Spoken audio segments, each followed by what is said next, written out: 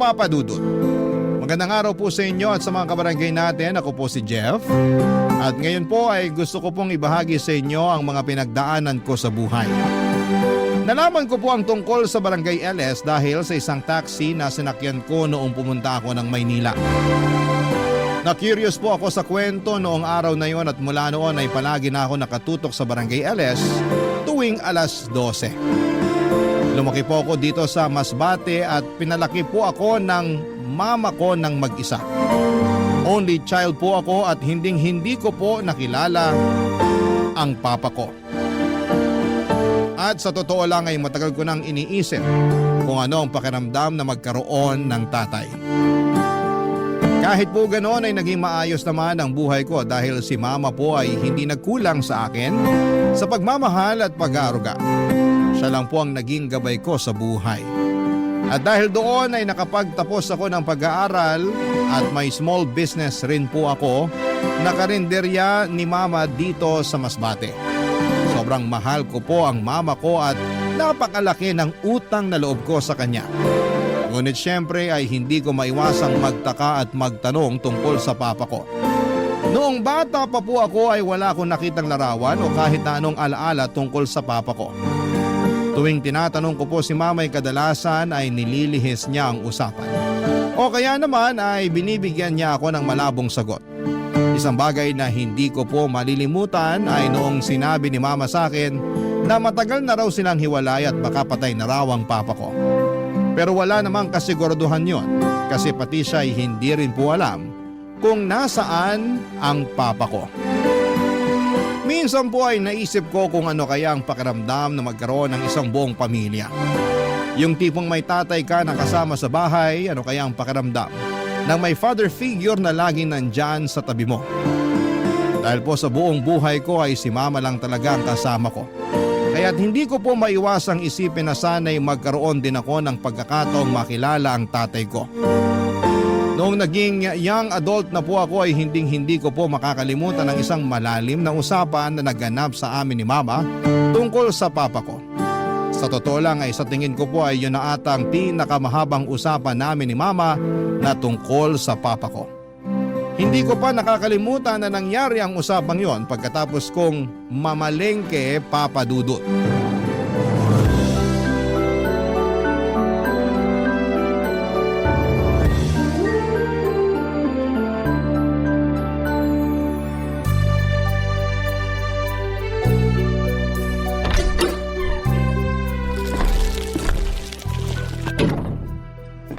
Ma, nandito na ako. Ito na yung mga pinabili mo sa akin.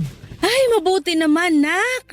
Nabili mo rin ba yung mga pinabili ko sa yung sibuyas at bawang? Opo ma, walang labis, walang kulang. Yung mga isda at karne, nabili mo rin ba? Siyempre, hindi ko po makakalimutan yun.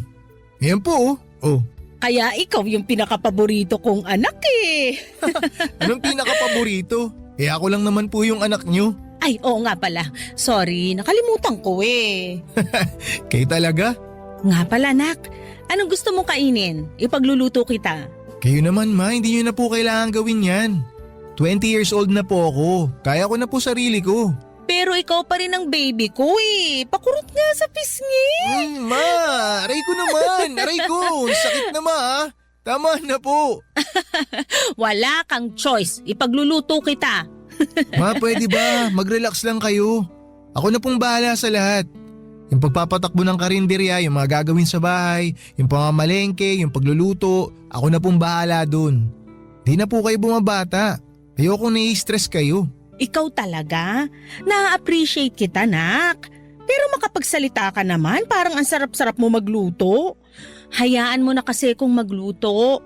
Akala mo ba hindi ko napapansin na puro itlog, hotdog at ham na lang ang kinakain mo? Hindi yun mabuti sa katawan. At isa pa, hindi rin ako magiging komportable kung andito lang ako sa bahay buong araw at nakatunganga. Tapos nagsiselfone at nanonood lang ng TV. Ay, mukhang hindi ko na po kayo mapipigilan. Sige na nga, kayo na hong bahala. Tumabi ka dyan, magluluto ako ng sinigang na baboy. Diyan ka lang, akong bahala sa'yo. Thank you ma, I love you. Love you din, anak. Relax ka lang dyan. Hihiwain ko na muna tong mga ingredients na kailangan para sa lulutuin ko. Ay, nga pala, nak. Kamusta naman yung karinderya natin? Okay naman po ma. Hindi na po ako nagpapautang kasi yung ibang hirap singilin eh. Hay nako, tama yan. Yang karinderya na yan ang bumubuhay sa atin kaya dapat natin alagaan yan. Mabuti na lang talaga mapagkakatiwalaan yung mga taong nakuha natin para magbantay sa karinderya. Ay, pero ma, naisip ko lang ha. Siguro mas magiging magaan ang buhay natin kung andito si Papa, no? Ano?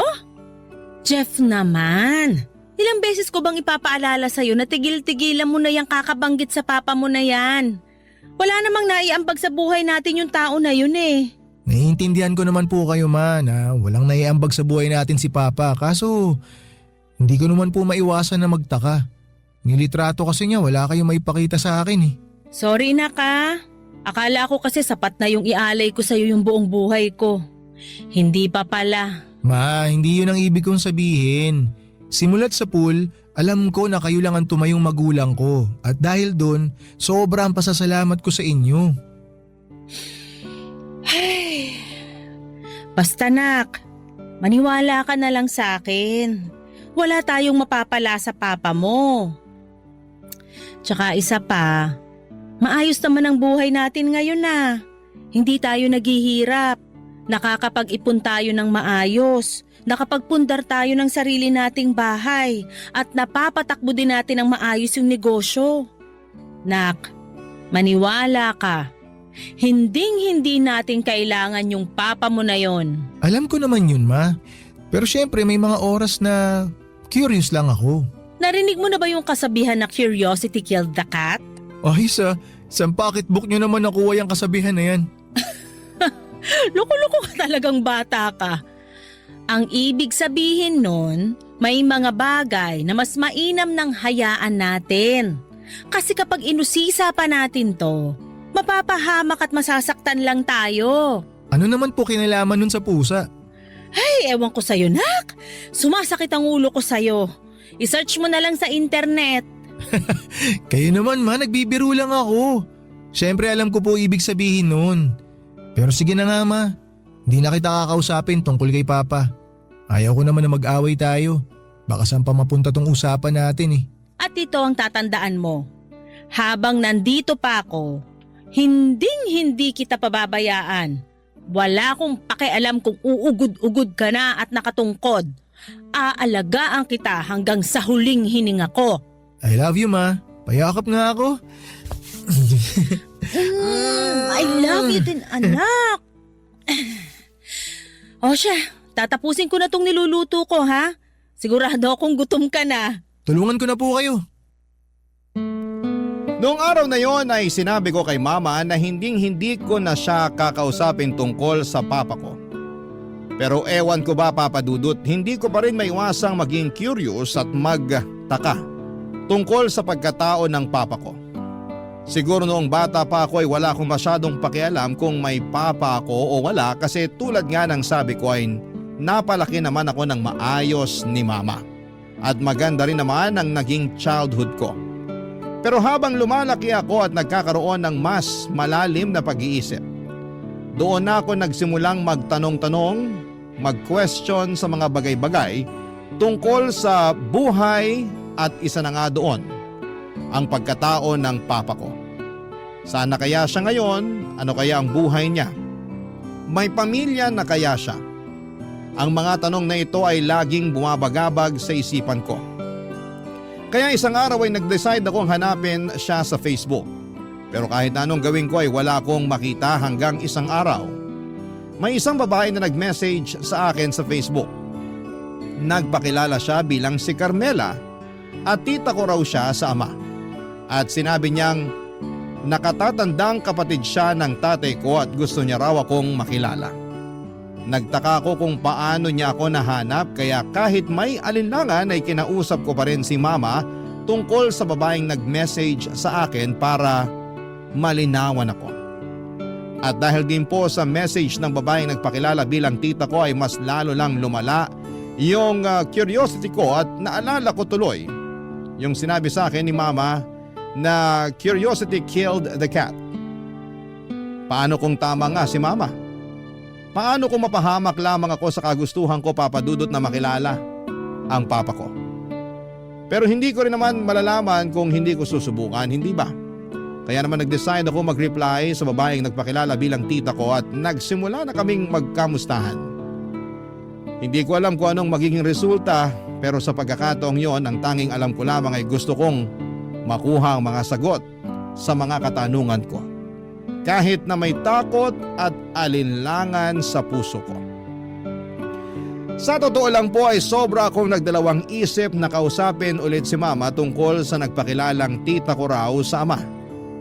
Kasi alam ko na ayaw talaga ni mama tuwing kinakausap ko siya tungkol sa papa ko kasi tuwing nagtatanong ako tungkol sa papa ko ay palagi siyang nagbubuntong hininga at halatang halata ang bigat sa kanyang mukha.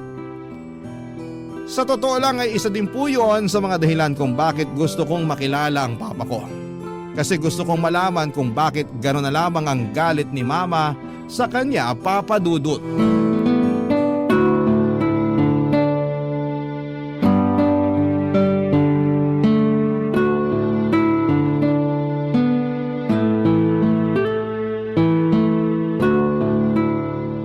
Jeff, anak! Halika nga dito, bilisan mo! Sandali lang ma, tinutupi ko pa yung mga damit ko. Mamaya na yan, halika na muna dito. Okay. Ano po yun ma? Tingnan mo itong nakita ko sa Facebook, nak. Mag-end of the world na daw bukas. Mama naman, wag po kayo nagpapaniwala sa mga ganyan. Fake news yan. Anong fake news? Kayo talagang mga kabataan ngayon, wala kayong kinatatakutan. Tigilan nyo nga ho yung kaka-cellphone nyo ma. Mas lalo kayong ninervyusin yan eh. Sandali nga.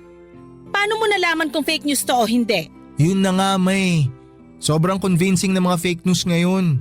Hindi nyo na alam kung ano yung totoo o peke. Sige na nga. Titigilan ko na muna tong kaka-cellphone ko. Nak, pakicharge nga to. Sige ma, akin na. Thank you, Nak. Tama ka. Mas lalo lang akong kinakabahan sa mga nababasa ko sa Facebook. Ma? Ano yun, Nak? May gusto po sana akong ikwento sa inyo. Ano yon? Kaso baka magalit kayo eh. Mas magagalit ako kung hindi mo sasabihin. Sige na, ano ba yon, ha? May nag-message kasi sa akin sa Facebook. Carmela daw po yung pangalan niya. Sabi niya, tita ko raw po siya. Siya raw yung nakatatandang kapatid ni Papa. Jeff, i-block mo na yan. Wala kang magandang mapapala dyan. Ma, 20 years old na po ako. Siguro naman panahon na para kwentuhan niyo ako tungkol kay Papa, di ba? Sapat na yung alam mong buong pangalan niya. Maliban dun, wala ka nang dapat pang malaman. Ma, sana wag niyo pong mamasamain tong sasabihin ko. Pero hindi po kasi sapat yun eh. Ang dami pong tanong na tumatakbo sa isip ko. Ang dami kong tanong na nangangailangan ng kasagutan. Gusto ko lang naman po malaman kung bakit niya tayo iniwan. Kung mahal niya ba tayo. Tsaka gusto ko rin sana na makilala yung mga kamag-anak ko sa side ni Papa. Utang na loob, Jeff! Ang kulit-kulit mo naman eh! Ako ang nagpalaki sa'yo! Ako ang nagpakain sa'yo! Ako ang nagpaaral sa'yo hanggang sa makapagtapos ka! Ako ang nagpundar nitong bahay at nung negosyo natin! Ako ang nagpakahirap para mabigyan ka lang ng maginhawa na buhay! Tapos ngayon hahanapin mo lang yung tatay mo? Ayaw sana kitang sumbatan pero naririndi na ako sa kakabanggit mo sa papa mo! Sinasabi ko sa'yo, Jeff, huwag mo nang kakausapin yung Carmela na yon! Bakit ma? May hindi ba kayo sinasabi sa akin tungkol kay Papa? May tinatago ba kayo tungkol sa mga kamag-anak niya? Ma naman, paano ko po kayo mauunawaan? Paano ko kayo maiintindihan kung hindi niyo ikukwento sa akin? Nako, kahit ano pang sabihin sa'yo, mukhang hindi ka naman maniniwala sa akin eh. Ma, alam ko po na ginagawa niyo lahat para guminhawa ang buhay natin. At habang buhay po ako magpapasalamat sa inyo dahil dun. Pero ma, dapat maintindihan niyo rin na tao lang po ako. Normal lang po sa akin na magtanong tungkol sa mga bagay na deserve ko naman pong malaman. Jeff, anak, makinig ka. Wala ka pang 1 taon nung iniwan tayo ng tatay mo. Naglaho na lang siya na parang bula. Hindi kita maintindihan, nak. Bakit mo naman gustong makilala yung ganong klaseng tao? Kung may listahan lang ng mga walang kwentang tao sa buong mundo, sigurado ako na mangunguna yung papa mo sa listahang yon. Yun lang po ba talaga ang alam niyo, ma? Yung tungkol kay Tita Carmela po, may alam po ba kayo? Hoy, wag na wag mong tatawaging tita yung taong yon. Alam mo kung anong pinagsisisihan ko sa buong buhay ko? Sising-sisi ako na pumayag ako na dalin mo yung last name ng tatay mo. Ay, ma, gusto ko po kayong tulungan. Tsaka gusto ko pong maintindihan kung saan po nanggagaling yung galit nyo kay Papa at kay Tita Carmela. Huwag mo na akong kulitin, Jeff. Matutulog na ako.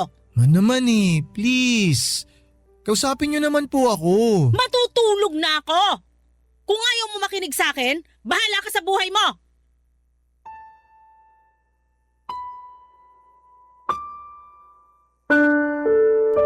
Naisip ko po noong mga panahong yon na siguro'y gano'n ang kalaki ang galit ni Mama sa Papa ko at sa buong pamilya ng tatay ko.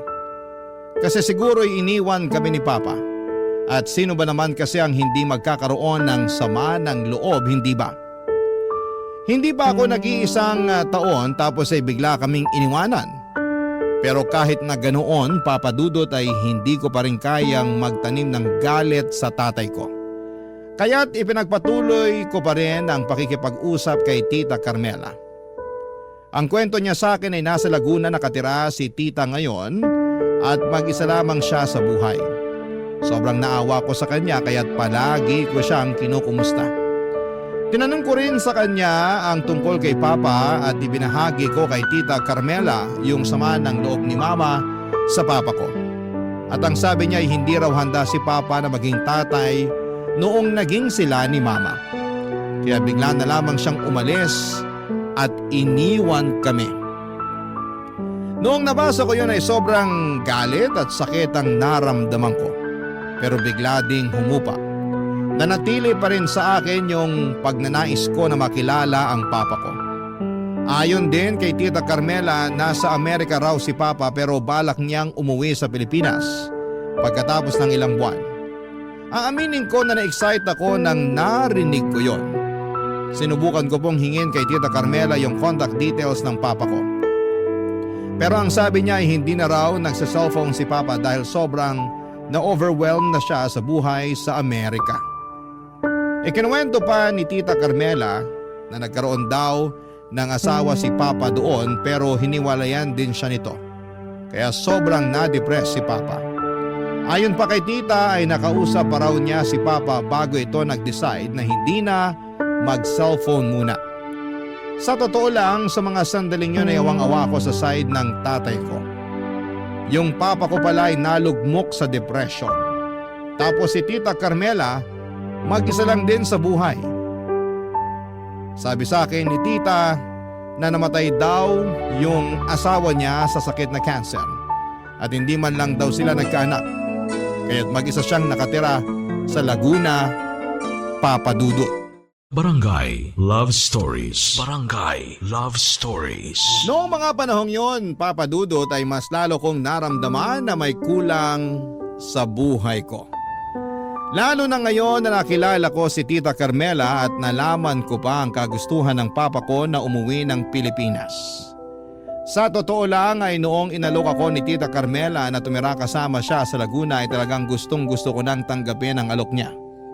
Don't get me wrong, mahal na mahal ko po si Mama. At kailanman ay hindi ko siya ipagpapalit sa kahit na sino. Kahit pa sa Papa ko. Pero ang tanging gusto ko lamang noon ay makilala ang father's side ko, lalo na ang Papa ko. Yun ang mahirap i-explain kay Mama. Kasi palagi na lamang galit at inis ang pinaparamdam niya tuwing pinag-uusapan ko sila. Lalo na sa gustong-gusto kong makilala ng lubusan ng pamilya ng tatay ko. Kahit na may kaunting galit, nakaramdam din ako ng awa sa Papa ko. Siguro'y sobrang hirap ng buhay niya sa Amerika. Kaya siya humantong sa puntong ayaw na niyang gumamit ng cellphone.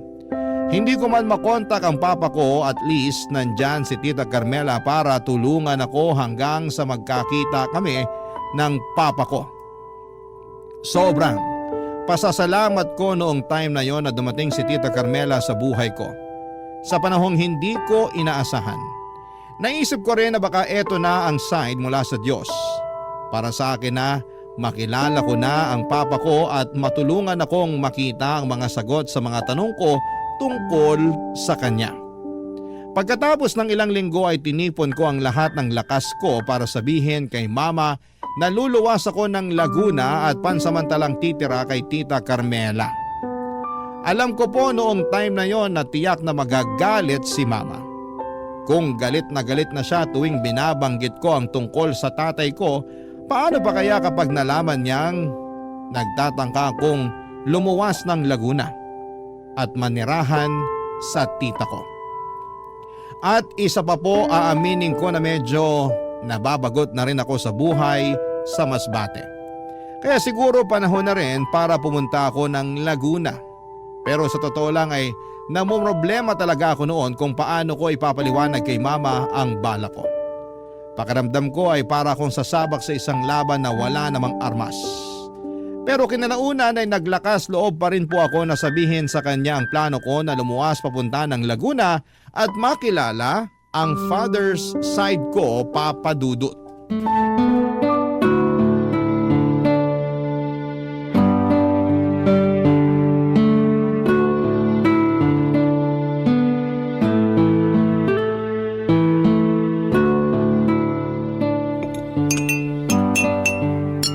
Jeff, nak! Tigilan mo na muna yung kaka-cellphone mo dyan. Kakain na tayo. Nagluto ako ng adobo. Huy, Jeff! Nakikinig ka ba? Bakit ba sobrang busy mo dyan sa cellphone mo? Ma, may gusto po sana akong sabihin sa inyo. Bakit ganyan yung mukha mo? May problema ka ba? Ipangako niyo po muna sa akin, nakakalma lang kayo na hindi kayo magagalit. Oo na, ano ba kasi yun? Ako tuloy tong kinakabahan sa'yo eh. Ma, Ano? Magsalita ka na. hindi po kasi madali para sa akin na sabihin to sa inyo eh. Nakabuntis ka ba, Jeff? 20 years old ka pa lang ha? Ma, ano ba naman kayo? Hindi ho. Wala po ako nabuntis. Jeff, sabihin mo na sa akin. Kung hindi tatamaan ka na talaga sa aking bata ka. Inalok po kasi ako ni Tita Carmela na tumira sa kanya sa Laguna eh. Nagpapatawa ka ba? Pupuntahan mo yung babaeng yon? Hindi pa nag-iisang buwan simula nung nakausap mo yun sa Facebook ah! Mapakinggan niyo po muna ako. Ang sabi niya kasi sa akin, nasa Amerika daw si Papa at uuwi daw dito sa Pilipinas next month. Nasisiraan ka na ba ng bait, ha? Wag na wag mong susubukan na makipagkita sa mga taong yon, sinasabi ko sa'yo! Nabuhay ka ng ilang taon na hindi sila nakikilala o nakakasama. Hindi mo sila kailangan. Napatunayan mo na mismo sa sarili mo na kaya mong umasenso na walang tulong o gabay nila. Ma, sorry po pero sobrang unfair niyo naman po sa akin. Bakit pinipigilan niyo ako na makilala si Papa tsaka yung mga kamag-anak ko sa side niya? Kung talaga nagmamalasakit sa'yo yung papa mo, bakit kailangan niya pang idaan sa kapatid niya yung plano niya umuwi ng Pilipinas? Bakit hindi siya mismo ang mag-message sa'yo? Hiniwalayan daw si Papa ng asawa niya sa Amerika, Ma. Kaya hanggang ngayon depressed siya. Kaya nga ako makikipagkita kay Tita Carmela kasi siya yung magsisilbing tulay para magkita kami ni Papa. Para makilala ko siya. Ba't ba ang tigas ng ulo mo? Hindi ba sinabi ko na sa'yo na i-block mo yung Carmela na yon? Kung hindi mo kaya, ako na mismo ang magbablock dyan. Akin na yung cellphone mo! Teka, Ma, ano ba kayo? Tawan niyo yung cellphone ko! Akin na yan, maniwala ka sa akin para rin Ma, sa'yo ano to! ba? Akin na... Ayan tuloy, nahulog yung cellphone ko! Lubayan mo na yung Carmela na yon! At lalong-lalo na yung papa mo! Karapatan kong makilala si Papa, Ma! Karapatan ko yon bilang anak niya! Mabuti sana kung naging mabuti siyang ama sa'yo, pero hindi! Wala siyang kwentang ama! Wala siyang kwentang tao! Hayop siya! Siguro nga hindi siya naging mabuting asawa sa inyo. Pero hindi ibig sabihin nun, hindi siya magiging mabuting ama sa akin! Ang kapal ng mukha mo! Wala kang utang na loob! Ang ayos-ayos ng buhay mo ngayon! Bakit mo pa guguluhin? Buong buhay ko, Ma! Inggit na inggit ako sa mga kaibigan ko dahil nakikita ko na mahal sila ng mga papa nila! Wala kayong narinig sa akin! Pero hindi ibig sabihin nun, hindi ako nasasaktan! Ma! Ito na po yung pagkakataon ko para makilala yung tatay ko! Tapos ipagkakait niyo pa sa akin! Hindi sa ganun yon, anak! Maniwala kayo sa akin, Ma, nagpapasalamat ako sa inyo dahil pinalaki niyo ako ng maayos. Pero hindi niyo pa rin matatanggal sa akin yung kagustuhan na makilala yung tatay ko. Tapos ngayon na may chance ako na makilala siya, hindi ko na palalagpasin yun. Wala na ba talagang kwenta lahat ng mga sinasabi ko sa'yo? Ano ba bang dapat kong gawin para tumigil ka na sa kakahanap mo dyan sa tatay mo at sa pakikipag-usap mo sa Carmela na yon? Mahayaan nyo na lang kasi ako. Hindi ko to nakukwento sa inyo. Pero ma, ilang gabi na akong umiiyak bago matulog kasi sabik na ako sa tatay ko. Anak naman! 20 years old na ako, ma. At sa loob ng 20 years na yon, hindi na wala sa isip ko kung nasaan si Papa. Iniisip ko rin kung bakit hindi natin siya kasama. Iniisip ko kung iniisip niya rin ba tayo. Iniisip ko kung iniisip niya ba ako bilang anak niya. Kapag nakita ko ba siya, maaalala niya ba ako? Hindi ko makukuha yung mga sagot sa tanong ko kung patuloy niyo akong pipigilan, ma. Hindi na ba kita mapipigilan, nak? Hayaan niyo na akong gawin to, please.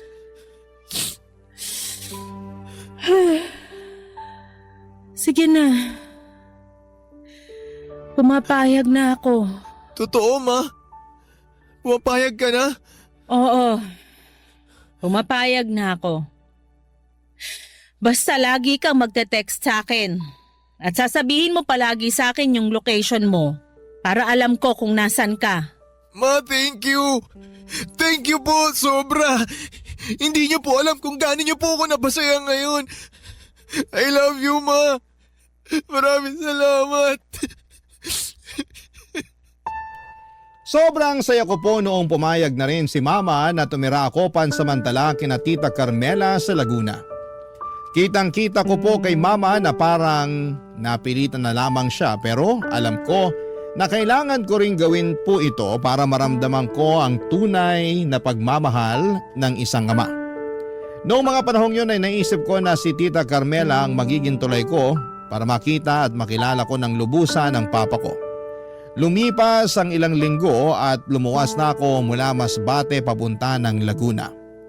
Sobrang kulit rin po ni Mama noong mga panahong yon kasi text ng text siya sa akin. Pero hindi ko naman siya masisisi. Nagwo-worry lamang siya sa akin. 20 years old na ako pero para pa rin akong mama's boy. Siguro ay wala namang masama sa pagiging mama's boy kasi ibig sabihin noon ay mahal na mahal ako ng mama ko. Hindi ko rin makakalimutan yung araw na yon. Pagod na pagod ako tapos ay sobrang init pa. Siguro ay mas naging madali kung may direct contact ako sa papa ko pero wala eh. Si Tita Carmela lamang yung pinaka malapit na kamag-anak ni Papa na makakausap ko. Ang plano ko noong mga panahong yon ay makitira muna kay Tita Carmela hanggang sa makita ko si Papa Dudut. Mukhang natuwa rin po si Tita Carmela noong sinabi ko sa kanya na makakapunta na ako sa kanya sa Laguna. Binigay niya sa akin ang address niya at hindi ko po makakalimutan yung araw na yon kasi habang hinahanap ko ang bahay ni Tita Carmela ay tawag si Mama sa akin noong mismong araw na yon. Pakiramdam ko na mga panahong yon ay hindi mapalagay si Mama sa ideya na makikita ko na si Tita Carmela. Para bang may malaking red flag siya tungkol dito. Pero naiisip ko na baka ganun lang talaga siya kasi galit na galit siya sa lahat ng may kinalaman sa papa ko. Pero nagpapasalamat na lamang ako kasi sa kabila ng lahat, ramdam na ramdam ko yung pagmamahal at pagmamalasakit ni Mama habang pinapalaki niya ako. Siguro ay may mga pagkakataon talaga na gagawin mo ang lahat para makuha ang kasagutan sa mga katanungan mo. Siguro ganon talaga tayo. Bilang mga tao paminsan-minsan ay naghahanap tayo ng mga bagay na wala tayo. At ginagawa talaga natin ang lahat para ma-fulfill ang curiosity natin sa lahat ng bagay, Papa Dudut.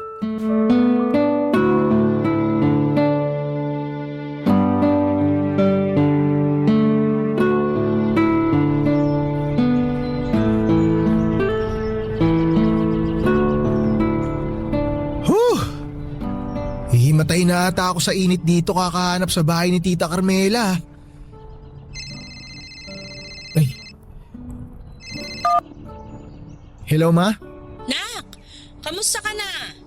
Asan ka na ba ngayon? Nasa Laguna na ho ako. Nandito na po ako sa address na binigay sa akin ni Tita Carmela kaso ang dami pong bahay dito isa-isahin ko pa. Nak, Paano kung mag-hotel ka na lang kaya? Hindi mo naman siguro kailangang makituloy sa Carmela na yan para lang makita yung papa mo kung sakasakali, di ba? Ma, gaya nga po ng nakwento ko sa inyo, ang sabi sa akin ni tita hindi na po nagsiselfone si Papa. At ang huling sabi ni Papa kay Tita Carmela, dito raw po siya sa Laguna tutuloy pag uwi niya ng Pilipinas. Bakit po ba tutol na tutol kayo na kay Tita Carmela ako makituloy? Ay, nako nak. Obviously, magkapatid sila ng papa mo. Sigurado ako may saya din sa utak yung babaeng yan. Ayokong mahawa ka sa kanila. Ay, huwag kasi kayo mag-alala ma. Kaya ko na po ang sarili ko. Tsaka isa pa po, wag naman po kayong judgmental. Hindi naman siguro siya masamang tao dahil lang iniwan tayo ni Papa, di ba? Magkaibang tao naman sila eh. Wag muna natin siyang husgahan, ma. Jeff! Ma, si Tita Carmela na ata yun. Tatawagan na lang kita mamaya, ha? Sige nak, mag-iingat ka dyan ha. Bye! Sige ma, I love you. Tita, hello po. Jeff! Masaya ako't nagkita na rin tayo sa wakas. Ako rin po tita, sobra. Payakap nga. Kumusta ka na? Kumusta ang biyahe mo, ha? Okay naman po pero medyo napagod lang po ako sa biyahe. O halika, pasok ka na sa bahay. Thank you po. O huwag kang mahihiya, ha? Itrato mo ng iyo ang bahay na to. Wow, ang ganda po pala ng bahay niyo. Maliit lang tong bahay. Papagawan ko pa ng second floor sa susunod na taon. Nabanggit niyo tita na mag-isa lang po kayo dito, di ba? Para na din sa'yo ng papa mo. Siyempre, para at least kung pupunta kayo ng Laguna, may matutuluyan kayo, hindi ba? Kung gusto nyo, pwede nga dito na kayong tumira kasama ko. Ay, thank you po sa offer tita. Na-appreciate ko po, sobra. O eto, magtubig ka muna. Thank you po, thank you. Ano ka ba? Thank you ka ng thank you dyan. Sorry tita, medyo nahihiya po kasi ako sa inyo eh. Hindi mo kailangang mahiya. Dalawa lang tayo dito. Feel at home lang, okay? Sige po. Ay, nga po pala tita. May bagong balita po ba kayo tungkol kay Papa? Well, nung last ko siyang nakausap, sabi niya bumili na raw siya ng plane ticket in advance. Next month na daw yung alis niya at dito raw siya tutuloy sa akin. Pero sa ngayon, sa tingin ko nakapatay yung cellphone niya eh. Pero huwag kang mag-alala. Pwede kang tumira dito sa akin hanggang sa magkita kayo ng papa mo. Malaking tulong na po to sa akin. Maraming salamat po. Naku, wala yun. Basta ikaw. Ay nga pala, bakit naka-leather shoes ka? Wala ka bang rubber shoes? Kung gusto mo, pwedeng-pwede kitang bilhan. Ito po kasi ang uso ngayon, tsaka matibay po to. Kaya lagi ko pong ginagamit. May pera ka ba? Sana wag mong mamasamain tong sasabihin ko, ha? Pero sabihan mo lang ako kung wala ka ng pera, ha? Sige po tita, huwag po kayong mag-alala sa akin, may dala naman po akong pera. Pero salamat po talaga sa concern nyo. Naku, mabuti na lang talaga at dito ka nakituloy sa akin. Kasi kung hindi, sigurado akong mauubos ang pera mo. Kaya nga po eh. Salamat po talaga, pinatuloy nyo ako dito. Ay nga pala, kumusta naman kayo ng mama mo sa Masbate? May maayos ba kayo na tinutuluyan doon? Opo tita, okay naman po kami. Huwag nyo po kaming alalahanin. Yung mama mo nga pala, nagkita na kami niya ng isang beses noong sila pa ng papa mo. Hindi ba niya naikwento sa'yo? Hindi po eh. Wala po siyang nabanggit. Ay nako, hindi bale. Huwag kang mag-alala kasi pwede na tayong magtsikahan dito sa bahay kahit buong araw pa. O basta, kung may kailangan ka, magsabi ka lang ha? Tuluyan na po akong nakituloy sa bahay ni Tita Carmela, Papa Dudut. Mukhang mabait naman po si Tita Carmela kahit medyo marami siyang tanong. Iniisip ko na lamang na baka talagang concern siya sa akin. Hindi ko na po minasama yung mga tanong niya tulad ng may pera ka ba? At maayos naman kayo ng mama mo? Kasi ayaw ko namang manghusga agad ng tao. Marami po kaming napag-usapan ni Tita Carmela at kadalasan ang topic namin ay tungkol sa papa ko.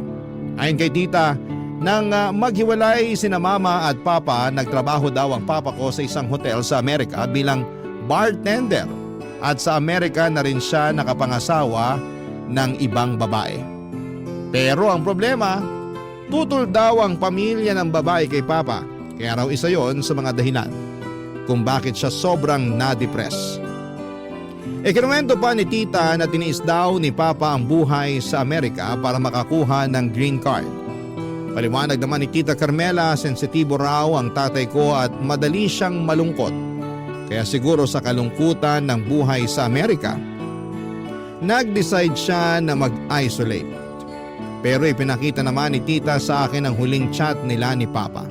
At nakalagay roon na uuwi si Papa kay Tita Carmela. Yun na lamang po ang naging pag-asa ko.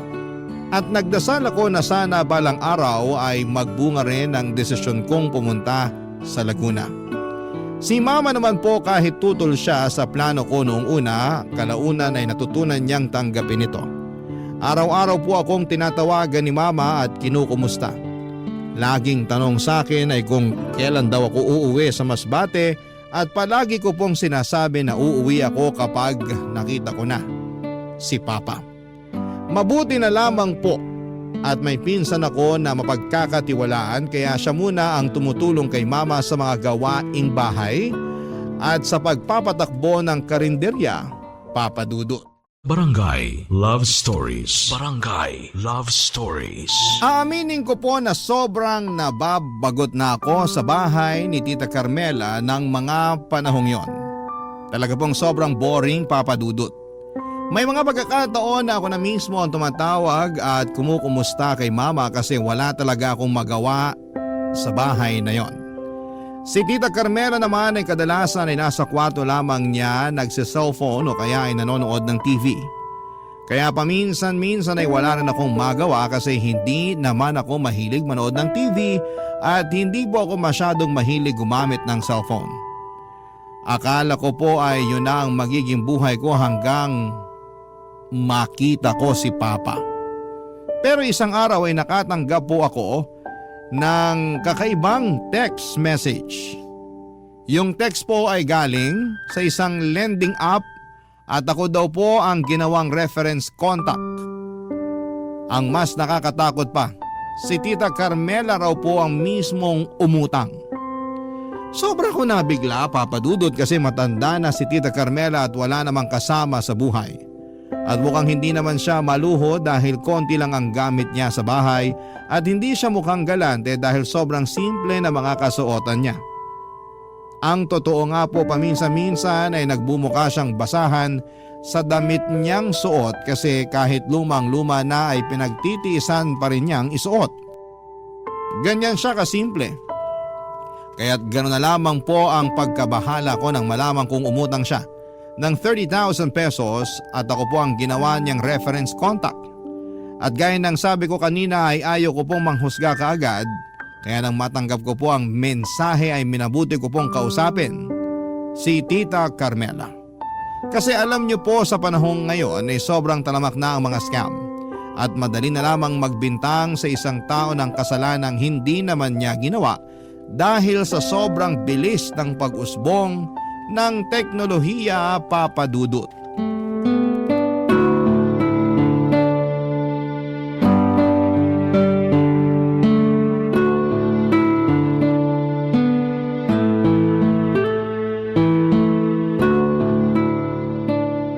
Tita? Oh, Jeff! Naku tita, pasensya na po sa storbo ah. Kinatok ko na po kayo dito sa kwarto nyo. Naku, walang kaso yon. Ay nga pala, nagluto ako ng itlog at corned beef kanina habang natutulog ka. May itinabi ako dun sa mesa para sa'yo. Kumain ka na lang ha. Salamat po. Pasensya ka na at kung hindi na kita masyadong naaasikaso kasi nalilibang ako sa panunood ng TV eh. Alam mo naman, mag-isa na lang ako sa buhay at eto na rin yung nakasanayan kong libangan. Tita, gusto ko po sana kayong kausapin eh. O bakit? Ayaw mo ba ng itlog at corned beef? Ay, alam ko na. Bibili na lang ako ng lechon. Gusto mo ng lechon? Sabihin mo lang mag-o-order ako. Ay nako, tita, hindi ho. Hindi po yun. O bakit? Tungkol saan ba ito? Tita, kasi may natanggap po ako na message kanina. Ha? Anong message? Galing po sa isang lending app eh. Nakalagay po sa message na nangutang daw po kayo ng 30,000 pesos. Tapos ako po yung nakalagay na reference contact nyo sa loan. Ay sabi ko na nga ba eh. Bakit po? Ano po bang nangyari? Aaminin ko, sobrang nabagot ako kanina kaya nag-download ako ng kung ano-anong app. Tapos makalipas ng ilang minuto, nag-message yung isa sa mga kaibigan ko. Sabi niya sa akin, ginawa ko raw siyang reference contact kahit hindi naman. Jeff, sa tingin ko nagkaroon ng access yung app na yun sa mga number na nakasave sa contacts ko. Kaya kung ano-ano na lang yung pinagsisisend nila. Sigurado po ba kayo dyan, tita? Ayun ang pakiwari ko. Kasi wala naman akong maisip na paraan kung paano kayo makakatanggap ng text message mula sa app na yun kung hindi nila hinak yung phone ko. Pero tita, nag-register po ba kayo sa app na yun? Baka po may mga nailagay kayong number dun. Yun nga mismo ang problema. Pagkatapos kong i-download yung app, nag-register ako. Pero hindi ako nangutang, promise. Nako, kung ganun po, sa palagay ko oras na para mag-reformat kayo ng phone. O kaya palitan nyo yung SIM nyo. Tapos i-post nyo po sa Facebook na nahack yung cellphone nyo para alam ng mga kaibigan nyo na hindi po kayo yung nangutang. Sige, pero tulungan mo akong gawin yun sa cellphone ko ha. Hindi kasi ako marunong eh. Sige po tita, wag po kayo mag-alala, ako pong bahala. Naku, mabuti naman kung ganun. Talamak na talaga ang mga nananamantala ngayon ano? Naku, totoo po yan. Kaya lagi po kayo mag-iingat. Lalong-lalo na po tuwing gumagamit kayo ng internet. Uso pa naman ngayon yung nahack yung cellphone kasi kung ano-ano na lang yung napipindot. Thank you Jeff ha, tatandaan ko yan. Oy nga pala, kumusta ka naman dito sa bahay? Okay naman po ako dito. Komportable po ako kahit papano. Pasensya ka na talaga kung hindi ako lumalabas ng kwarto ha. Aaminin ko, tinatamad kasi ako minsan eh. Pero kaya mo naman ang sarili mo, hindi ba? Oo naman po tita, kayang-kaya ko po sarili ko, wag niyo po akong alalahanin. Okay lang po talaga ako. Ay, nga po pala tita, may balita po ba kayo kay Papa? Magdadalawang linggo na po kasi ako dito pero wala pa rin tayong balita sa kanya eh. Naku, wala eh. Sinusubukan ko ngang tawagan pero mukhang nakapatay pa rin yung telepono niya. Alam kong nababagot ka na kakaantay sa papa mo pero magtiwala lang tayo ha. Ang sabi niya sa akin, dito raw siya didiretso pag nakaalis na siya ng Amerika. Kaya mas mabuti na rin na nandito ka para pagdating niya, makita mo siya kaagad. Pasensya na po kayo kung sobrang kulit ko ah. Excited na po kasi ako eh. Ako din naman. Pareho lang tayo ng nararamdaman. Bunsong kapatid ko yung papa mo at ilang taon ko na rin siyang hindi nakikita. Tita, baka naman po pwede nating tawagan o hanapin sa Facebook yung dating kinakasama ni Papa. Bakit mo naman gagawin yun? Ang totoo niyan tita, nag-aalala na po kasi ako kay Papa eh. Baka may masama nang nangyari sa kanya. Malay niyo po, baka alam nung dati niyang kinakasama kung nasan si Papa ngayon. Nako, yan ang wag na wag nating gagawin. Ayaw ng tatay mo na may ugnayan pa dun sa dati niyang kinakasama. Dahil sa pang-aapi na ginawa sa kanya ng pamilya ng babae. Hindi man lang ba pinagtanggol ng babae si Papa kahit minsan? Yun na nga eh. Paano naman kasi sunod-sunuran yung babae sa pamilya niya? Hinahayaan niya lang yung pamilya niya na insultuhin at maliitin yung papa mo noon. Ay, nakakalungkot naman po pala yung pinagdaanan ni Papa sa Amerika. Mabuti na lang talaga at naisipan niyang umuwi dito sa Pilipinas. Mismo! Kaya konting tiis na lang talaga. Makakasama na rin natin yung papa mo. Pagkatapos ng usapan namin ni Tita Carmela ay mas lalo akong naging determinado na hintayin si Papa na makabalik sa Pilipinas. Nang mga oras na yon ay napagtanto ko rin na hindi pala madali ang mga pinagdadaanan ni Papa sa ibang bansa. Kaya't mas inihanda ko na ang sarili ko para tanggapin at patawarin siya kapag nagkita kami. Na-realize ko na kailangan kong kalimutan na ang ginawa niyang pag-iwan sa amin ni Mama dahil marami na rin naman siyang pinagdadaanan. Lumipas ang ilang araw at medyo nahiya na ako kay Tita Carmela. Kasi bukod sa libre yung tinutuluyan ko, libre pa yung pagkain ko. Parang hindi ko na kayang tanggapin ang lahat ng tulong niya.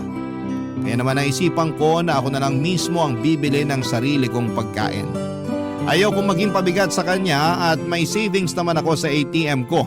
Kaya hindi naging problema yon. At gusto ko ring maramdaman na may contribution ako sa mga bagay-bagay sa bahay na yan. Sa ganitong paraan, Kahit papaano ay mararamdaman kong hindi ako labis na umaasa kay Tita Carmela at may sarili akong kakayahan. Pero dumating ang araw na napansin kong medyo naging irritable at wala sa mood si Tita Carmela. Hindi ko siya masyadong maintindihan at sa bawat araw na lumilipas, ramdam ko ang pagbabago sa kanyang pag-uugali. Tuwing sinusubukan ko siyang kausapin ay hindi na siya lumilingon sa akin at parang may iniiwasan o may hindi siya gustong iparating. Minsan ay bigla na lang siyang tumatalikod at pumapasok sa kwarto niya nang walang paalam. Na para bang ayaw niyang makipag-usap. Ganito siya ng halos 1 linggo at ako'y nag-worry na.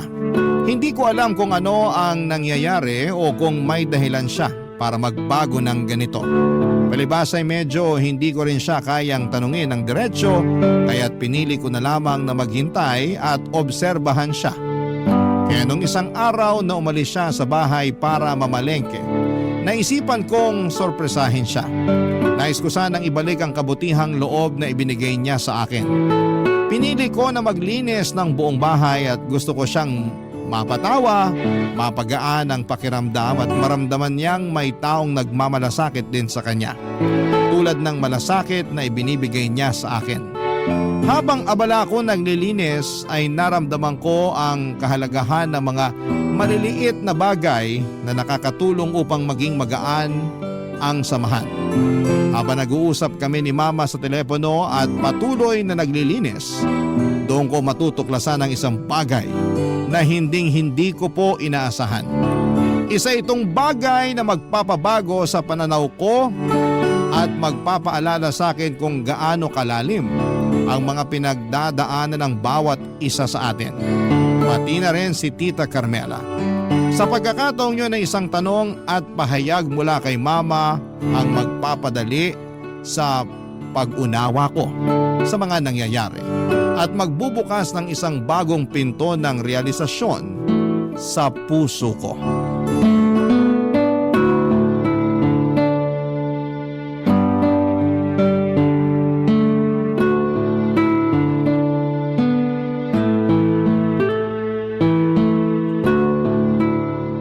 Tingnan mo tong mga to.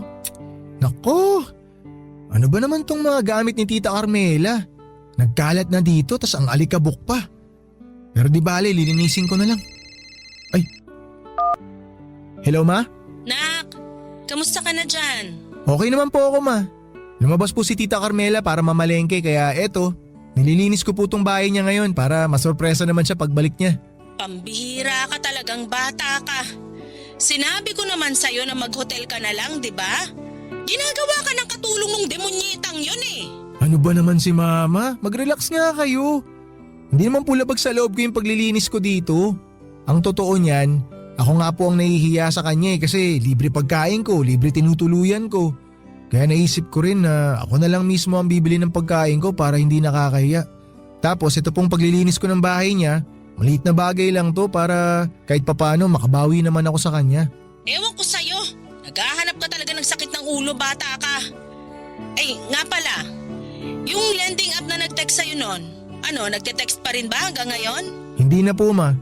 Ewan ko lang ha. Pero sa totoo lang, wala pa rin akong tiwala sa babaeng yon. Kayo naman, Ma. Paano ko nagsasabi naman ng totoo yung tao? Na talagang nahack yung cellphone niya. Hay nako, Jeff. Hindi ako pinanganak kahapon. May pakiramdam ako na may utang na hindi nababayaran yung bruhang yon. Hayaan nyo na, Ma. Wala naman na ako natatanggap na text galing sa app na yun eh. Kaya okay na. Nak, Jeff, okay ka lang? Bakit bigla kang inubo? Ano ba kasi mga pinagagagawa mo dyan? Okay lang ako, Ma. Masyado lang kasi maalikabok tong drawer ni Tita dito sa sala. Nililinis ko lang po. Tigilan mo na nga yan. Huwag niyo na ako intindihin, Ma. Nababagot kasi ako dito eh, kaya hayaan niyo na ako. Bahala ka na nga. Hey, anyway, Nak, napatawag nga pala ako kasi may hihingin akong pabor sa'yo. Ano po yun, Ma? Manghihiram lang sana ako ng 2K sa'yo. May parcel kasi ako napaparating. Okay lang ba? May cash kasi ko dito kaso may paggagamitan pa ako kaya naisipan kong babayaran ko na lang yung delivery through online banking. Kala ko naman kung ano, wala pong problema. Bubuksan ko lang tong banking app ko tapos padala ko na agad sa inyo yung pera. Salamat, Nak. Saan ba yung banking? Ayan. Okay, wait lang ma. Lo? Ano to? Oh, bakit? Anong problema? Ipapadala ko na po sa inyo yung 2K ma. Sandali lang. O yan ma, sent na po. Thank you, Nak. Love you. Huwag kang mag-alala. Babayaran din kita pagbalik mo, ha? Sige ma, tawagan ko na lang po kayo mamaya. Tapusin ko na po itong paglilinis ko dito para makapagpahinga na rin ako. Sige, Nak. Ingat ka dyan. Bye!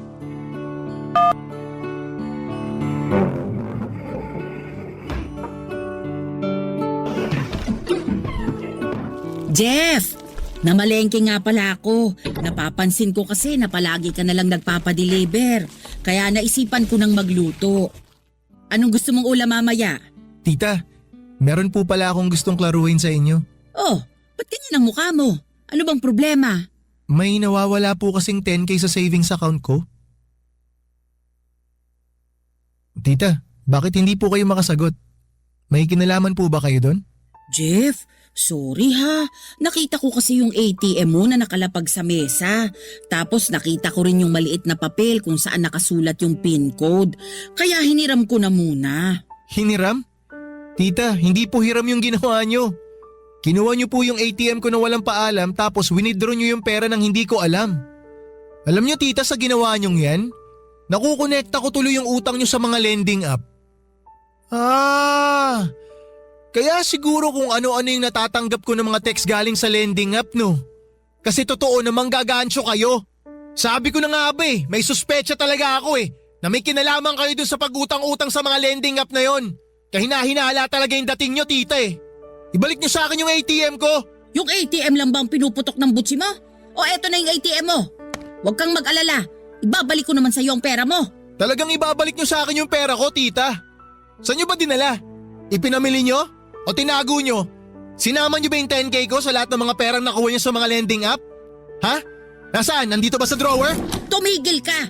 Wala kang karapatan na pakialaman at halugugin ang mga gamit ko dito sa bahay. At wala kayong karapatan na pag nakawan ako. Nasaan na yung pera ko? Kala nyo hindi ko hahalugugin tong cabinet nyo? Ha? Nandito ba? Nandito sa envelope na to? Tingnan natin para magkaalaman.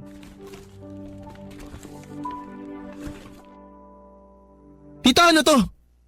Bakit may death certificate si Papa dito? Jeff, kaya kong ipaliwanag yan. Makinig ka muna sa akin. Sige, makikinig ako. Simulan nyo na magpaliwanag. Ano ibig sabihin nito? Jeff, yung papa mo kasi, matagal nang patay. Matagal na siyang patay? So all this time niloloko nyo lang pala ako? Ano ba talagang intensyon mo sa akin, ha? Bakit ka nagpanggap na buhay pa si Papa? Bakit mo ako pinapunta dito sa Laguna kung patay naman na pala yung tatay ko? Wala naman pala akong mapapala sa'yo. Ano ba talagang balak mo sa akin? Sumagot ka! Ang totoo niyan, gusto lang talaga kitang makita at makilala. Kaya ako nagpanggap na buhay pa yung papa mo. Hindi ako naniniwala sa'yo. Kung ako sa'yo, wag mo nang dagdagan yung mga kasalanan mo. Magsabi ka na kasi ng totoo. Bastos kang bata ka. Hoy, tsahin mo pa rin ako. Wala kang karapatan na bastusin ako ng ganyan. Ang lakas naman ng loob mo. Gusto mo na respetuhin pa rin kita? Matapos mo akong lokohin? Simula pa lang kinuwento ko na sa'yo kung gaano ako kasabik na makita yung tatay ko. Pero yung pala matagal na siyang patay. Niloko mo ako. Pinaglaruan mo ako. Sinamantala mo yung kahinaan ko. Bakit ginawa mo sa akin yun? Sinabi ko naman sa'yo, di ba? Gusto lang kitang makasama. Yun lang yun. Maniwala ka naman sa akin. Napakabasura niyang dahilan mo. Napakawalang kwenta.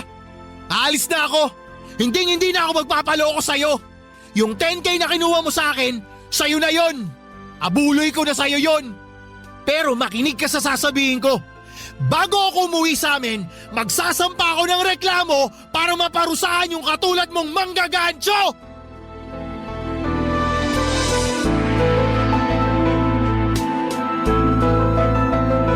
Pagkatapos ng usapan namin ni Tita Carmela, agad ko nang kinuha ang mga gamit ko. At agad na akong umalis sa bahay na yon. Siguro'y maraming magtatanong sa mga kabarangay natin kung bakit hindi ko ipinaglaban yung 10,000 na ninakaw niya sa akin. Ang totoo ay mahalaga pa rin sa akin ang pera. Pero mas mahalaga yung peace of mind ko. Kasi kadalasan ay nakukuha ko lamang yung peace of mind na sinasabi ko kapag umalis ako sa mga sitwasyon na nakakagalit at nakabibigat sa pakiramdam ko. Sa mga panahong yon, ang makita si Tita Carmela ay nagdudulot lamang sa akin ng sama ng loob. Kinabukasan ay umuwi ako ng Masbate at ikinuwento ko ang lahat kay Mama ang mga nangyari. Doon ko nalaman ang lahat-lahat. Sinabi ni Mama na ang dahilan kung bakit sila naghiwalay ni Papa ay dahil nalaman niyang pinagnanakawan siya ni Papa. At ang dahilan kung bakit hindi niya ito sinabi sa akin noon ay dahil ayaw niyang magbago ang tingin ko kay Papa. Gusto raw ni Mama na isipin ko na iniwan kami ni Papa, kesa isipin ko na manggagancho ang Papa ko. Grabe ang pagsisisi ko noon dahil hindi ko pinakinggan si Mama. Kung sana mula pa lang ay nakinig na ako sa kanya, hindi na sana ako naloko pa ni Tita Carmela. Sa totoo lang, kahit pinagsinungalingan ako ni Tita Carmela, nabuhay pa raw si Papa at kahit kinuha niya ang pera ko nang hindi ko alam ay tahimik ko na siyang pinatawad at pinilit na kalimutan. Ang tanging gusto ko lang talaga ay mawala na ang koneksyon ko sa side ng Papa ko. Kahit yung detalye ng pagkamatay ni Papa ay wala na sana akong balak alamin. Kasi gusto ko lang talaga na makapag-move on. Lumipas ang mga buwan at naging masaya at mapayapa na ang buhay namin ni Mama. Mas lalo kong natutunan na magtiwala at maging masunurin kay Mama. Hanggang isang araw na curious ako at ni-research ko si Tita Carmela sa internet. Dito ko po nalaman na may karma palang dumating sa kanya. Hindi man agad-agad pero dumating din. Nalaman ko na nakulong siya dahil matagal na siyang involved sa isang scam at nalaman ko rin na nakalibing na pala si Papa sa Negros Occidental. Hindi ko na inalam pa ang mga detalye kung bakit sa Negros inilibing si Papa at kung gaano na katagal nanggagatso itong si Tita Carmela. Ipinagpapasa Diyos ko na lamang po ang lahat ng kasalanan nila. Ang importante lang sa akin ay ayokong madamay sa karma nila at masaya na ako at kontento sa piling ni Mama. Maraming salamat po at binigyan niyo po ng pagkakataon na maibahagi ang isang bahagi ng buhay ko sa inyong programa. Ang inyong forever kapuso at kabarangay, Jeff. Dear Papa Dudut, ako nga pala si Biba, 45 years old, isang bakla. Meron akong kakambal si Lala, isa naman siyang tomboy. Nakakatawa naman talaga ang pagkakataon, hindi ba? Pareho na kaming mga ulila sa mga magulang namin. Maaga naming sinuportahan ang mga sarili namin dahil doon. Maswerteng nakapasok kaming pareho bilang tagalines ng punerarya noong 25 anyos kaming dalawa. Hanggang sa nakitaan ako ng talent ng may-ari ng punerarya. Magaling kasi akong mag-makeup, kaya kong i-match ang tamang eyeshadow at foundation sa naninigas at medyo paitim na mukha ng bangkay. Kaya na-promote ako bilang isang makeup artist ng punerarya. Nadagdagan syempre ang sahod ko. Kinainggitan ako bigla ng kakambal kong si Lala. Ayaw na kasi niyang maglinis dahil hindi niya kasundo ang kasamahan niyang helper na ipinalit sa akin. Kaya naman tinuruan ko rin siyang mag-makeup pero hindi siya ganong kagaling. Ako lang talaga ang may talent sa pagme-makeup ng patay. Kaya dinaan ko na lamang sa pakiusap ang boss namin na isama ko siya bilang assistant makeup artist. Ayaw tanggapin ng boss ko ang sinasabi ko pero nakiusap ako at sinabi sa kanya na mas maganda kung meron akong kasama para may taga sabi sa akin kapag may mali sa kulay na pinaghahalo-halo ko sa mga mukha ng mga patay. Sinabi ko nga rin na kailangan naming mapaganda ang mga bangkay dahil kung hindi baka 1-star review lang kami sa mga nagdadalamhating kamag-anak. Paano pa nila kami ire-recommend sa iba kung unang sili pa lamang sa kabaong ay hindi na nila nagustuhan, hindi ba? Pagkatapos noon ay napapayag ko na ang boss namin na maging assistant makeup artist ko, si Lala. Hanggang sa lumagpas na kami ng 40. Kami pa rin ang magkasama, Papa Dudut.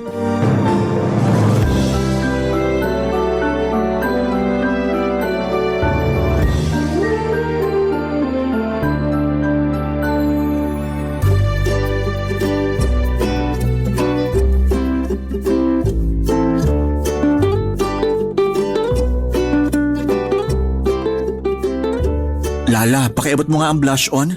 Parang masyadong maputla tong bangkay na aayusan natin. Paanong di puputla wala yang dugo? Nako, mukha namang bago pa to tanggalan ng dugo sadyang maputla na siya. Pero mukhang hindi natural ang pagiging maputla niya. Paanong hindi natural? Parang pumutla dahil sa puyat, lungkot at stress. Wow, doktor ka na rin ba? Loka, sinasabi ko lang sa'yo ang naoobserbahan ko, no? Sa halos 2 dekada kong makeup artist, isang silip ko pa lang sa mukha, alam ko na agad ang pinagdaanan niya bago siya mamatay. Kanina, doktor. Ngayon manghuhula naman. Pero mukhang tama ka. Ang bilis mo namang maniwala sa akin. Hindi.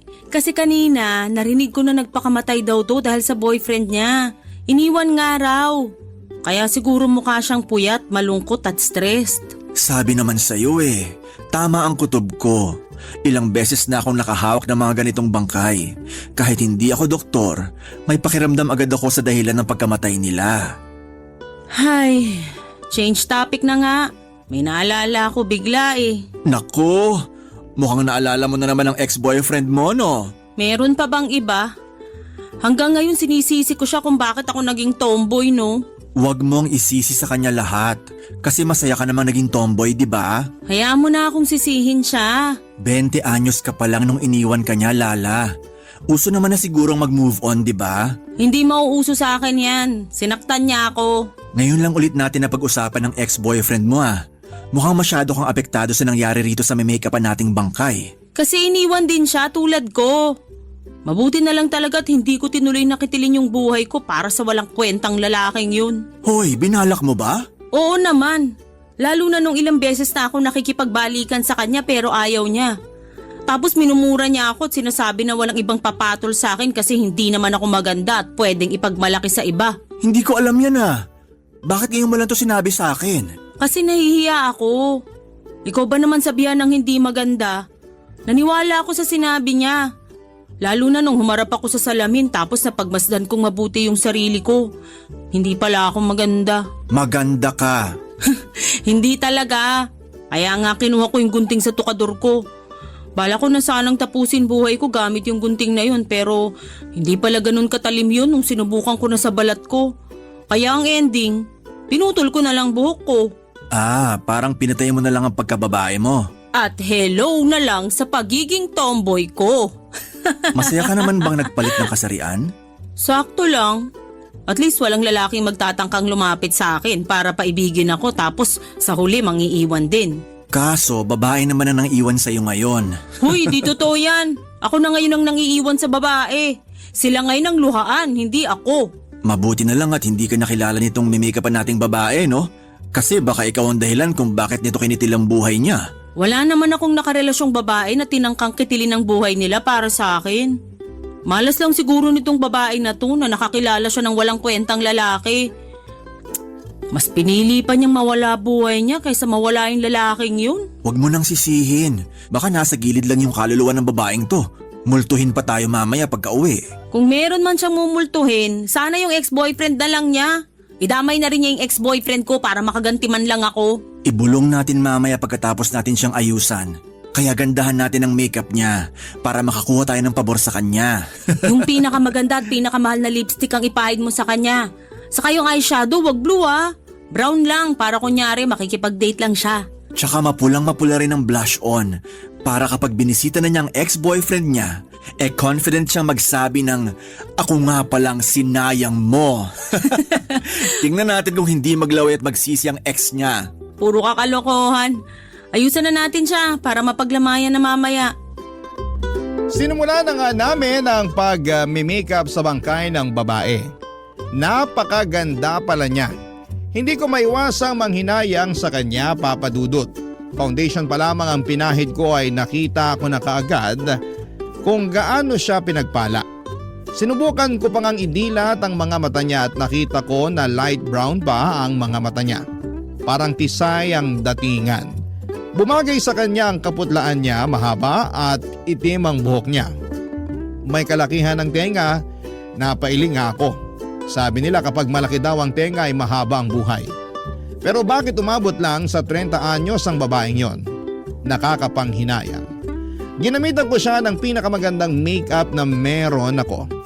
Sinigurado kong ang bawat titingin sa kanya ay manghihinayang sa pagkawala niya. Paraan ko yon para maggalit ang mga makikilamay sa kanya doon sa lalaking dahilan kung bakit napili niyang wakasan ang sarili niyang buhay. Panay nga ang kausap namin sa kanya ni Lala. Ipinapaalala namin sa kanya na sa kabilang buhay ay wala nang mananakit pa sa kanya. Nang matapos namin siyang ayusan ay nagawa pa naming pumalakpak at pinuri ang bangkay ng ilang beses. Para naman kahit wala na siya, kung sakali mang naririnig niya kami, ma-realize niya na mahalaga at maganda siya. Hindi katulad ng pinaramdam sa kanya ng lalaking tumalikod sa kanya. Sana ibaunin niya yon sa kabilang buhay. Binulungan nga rin namin siya na kung pupwedeng kapag nasalubong niya ang mga magulang namin sa kabilang buhay, sabihin niya sa kanila na maayos kaming namumuhay na magkapatid. Yun lang ang naisip naming pabor na pwede niyang gawin para sa amin. Makalipas nga ang ilang sandali ay kinuha ng bangkay at inihigana sa kabaong.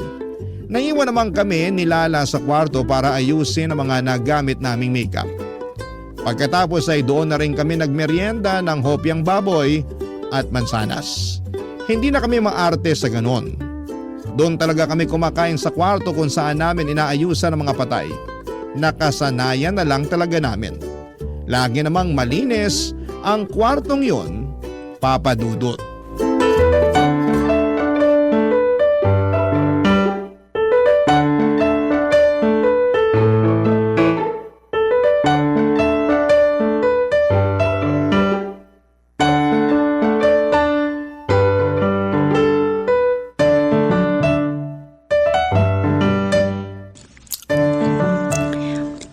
Parang luma na tong hopya na nabili natin.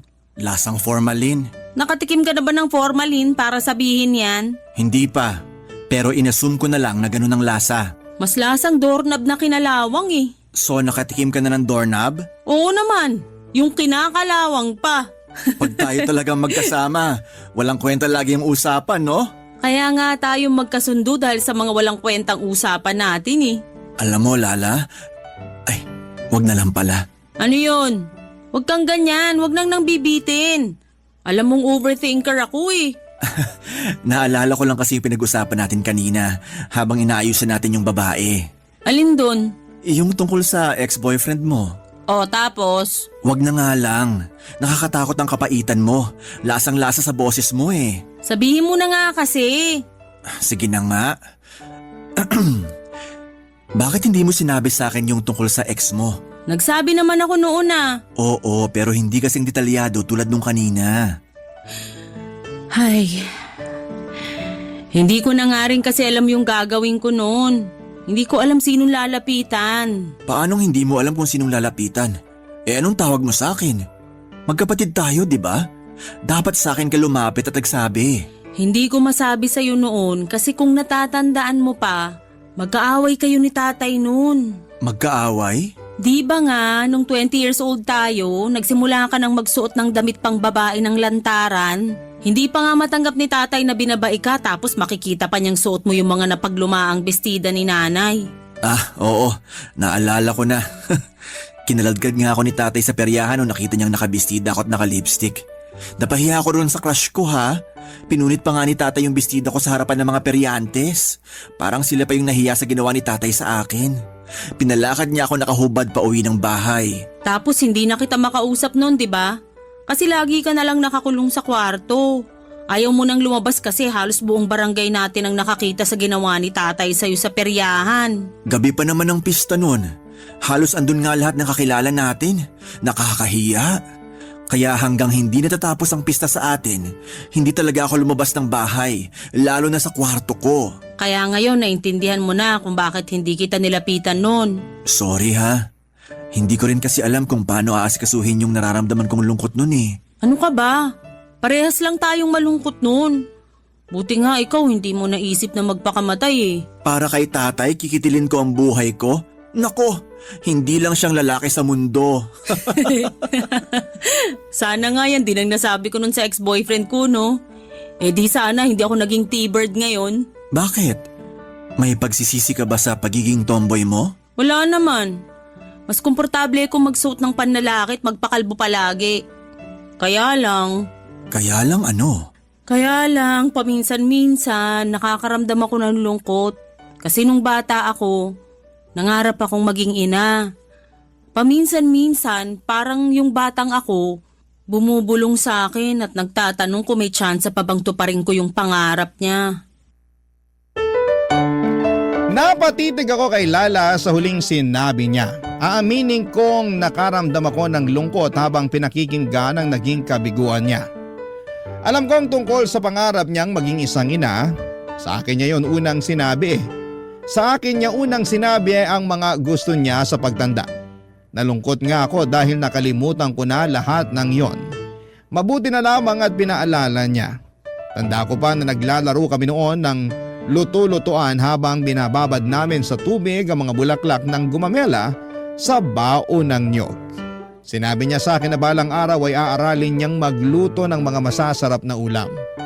Para raw mabusog niya ang mga magiging anak niya. Tinanong ko siya kung ilang anak ba ang gusto niya. Nakabungis-ngis siyang nagsabi na 7 raw ang gusto niya. Kailangang mas marami siyang maging anak na babae kesa sa lalaki. Ang rason niya ay mas madali raw kasing asikasuhin ang mga babae. Sinuportahan ko naman ang pangarap niyang yon. Sinabi ko pa sa kanya na tutulong ako sa paghihiwa ng mga rekado kapag magluluto na siya. Nangako kami sa isa't isa na hanggang pagtanda ay magkasama kaming dalawa. Magkasama na pinapalaki ang mga anak niya. Kita noon ang kasiyahan sa mukha ni Lala habang ini-imagine ang magiging buhay niya kapag naging isang ina na siya. Kaya lang ay hindi na yon nabigyan ng katuparan dahil winasak yon ng una at huling lalaking minahal niya. Kung meron mang natupad sa mga pangarap niya, yon ay ang magkasama kami hanggang sa pagtanda naming dalawa, Papa Dudut. Barangay Love Stories. Barangay Love Stories. Naging malaking parte ng buhay namin ang punerarya kung saan kami nagtatrabahong magkapatid. Marami na kaming nakilala roon at marami na rin kaming naging kaibigan. Masakit din na umalis sila at kami na lamang ang naiwan. Para kaming namamatayan lagi ni Lala sa tuwing may nakaka-close na kami at umaalis sa punerarya para subukan ng swerte sa ibang trabaho. Kami lang talaga ni Lala ang naging matibay doon. Kung nakapagtapos naman kami siguro ng pag-aaral ay baka na-promote na kaming manager doon. Kaya lang ay second year high school lamang ang inabot namin. Hindi pa namin nagawang tapusin kasi sabi ng mga teachers namin ay hindi naman daw kami matatalino. Na-down na kami noon, hindi na kami pumapasok sa klase pero nagpapanggap na lamang kami sa mga magulang namin na nag-aaral kami. Ang hindi alam ng mga magulang namin, andun kami sa mga bahay ng mga kaklase namin. Naglilinis, binabayaran kami ng mga magulang nila para maging utusan at tagalinis. Nung nalaman nga ng mga magulang namin na hindi na kami pumapasok, nagalit po sila. Pero noong nalaman nila na nakakaipon kami dahil sa pangangatulong ay natuwa sila. Hinayaan na lang nila kaming mga tulong para may pandagdag pambili ng mga kailangan sa bahay. Noong nasakto na kami sa tamang edad ay nagtrabaho na kami bilang mga bantay ng tindahan o di naman kaya sa mga utusan sa bus terminal. Marami kaming pinasok na mga trabaho kahit na minor de edad lamang kami. Paraan namin yon para patunayan sa mga magulang namin na mas okay kung magtatrabaho na lamang kami kesa sa mag-aral. Doon pa lang nabatak na kami sa pagtatrabaho. Siguro'y naging paghahanda yon para sa amin dahil balak na palang kunin ni Lord nang sabay ang mga magulang namin. 23 anyos kami nang pumanaw ang mga magulang namin. Tiwala mga tao sa paligid namin na kahit naulila kami sa mga magulang, makakayanan naming mabuhay dahil alam nilang bata pa lamang ay madiskarte na kaming dalawa, Papa Dudut.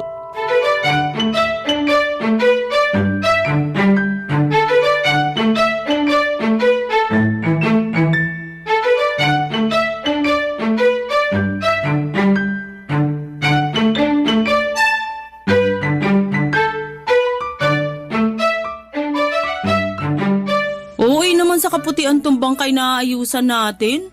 Ano ka, Snow? Psst! Hinaan mo ang boses mo.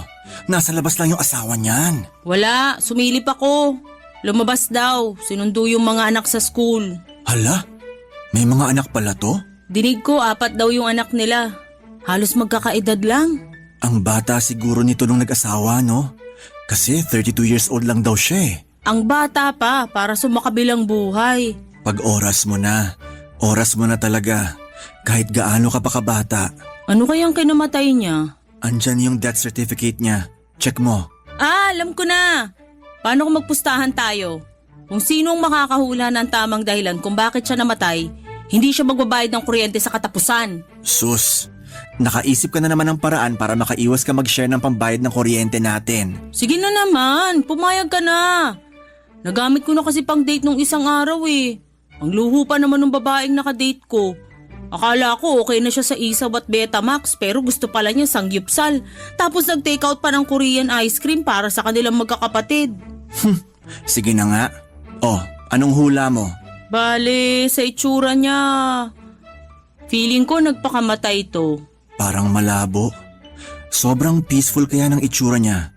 Tsaka mukhang masaya naman siya sa buhay niya. Nakita ko naman yung asawa niya. Mukhang wala silang naging issue bago siya namatay. Eh ano pala? Sa tingin ko namatay ito dahil sa sakit. Parang hindi rin. Hindi naman nangayaya tulad ng ibang nagkasakit at na ospital. Mahahalata mo naman yun eh. Malay mo naman mabilis lang siyang pinahina ng sakit niya. Walang time na mangayayat yung katawan niya. Nagawa mo pa talagang tumawa dyan? Sinasabi ko lang kung ano yung naobserbahan ko. O sige, kung hindi siya namatay sa sakit, ano pang hula mo? Imposible kasing namatay ito sa sakit eh. Parang healthy naman siya. Balat pa lang eh.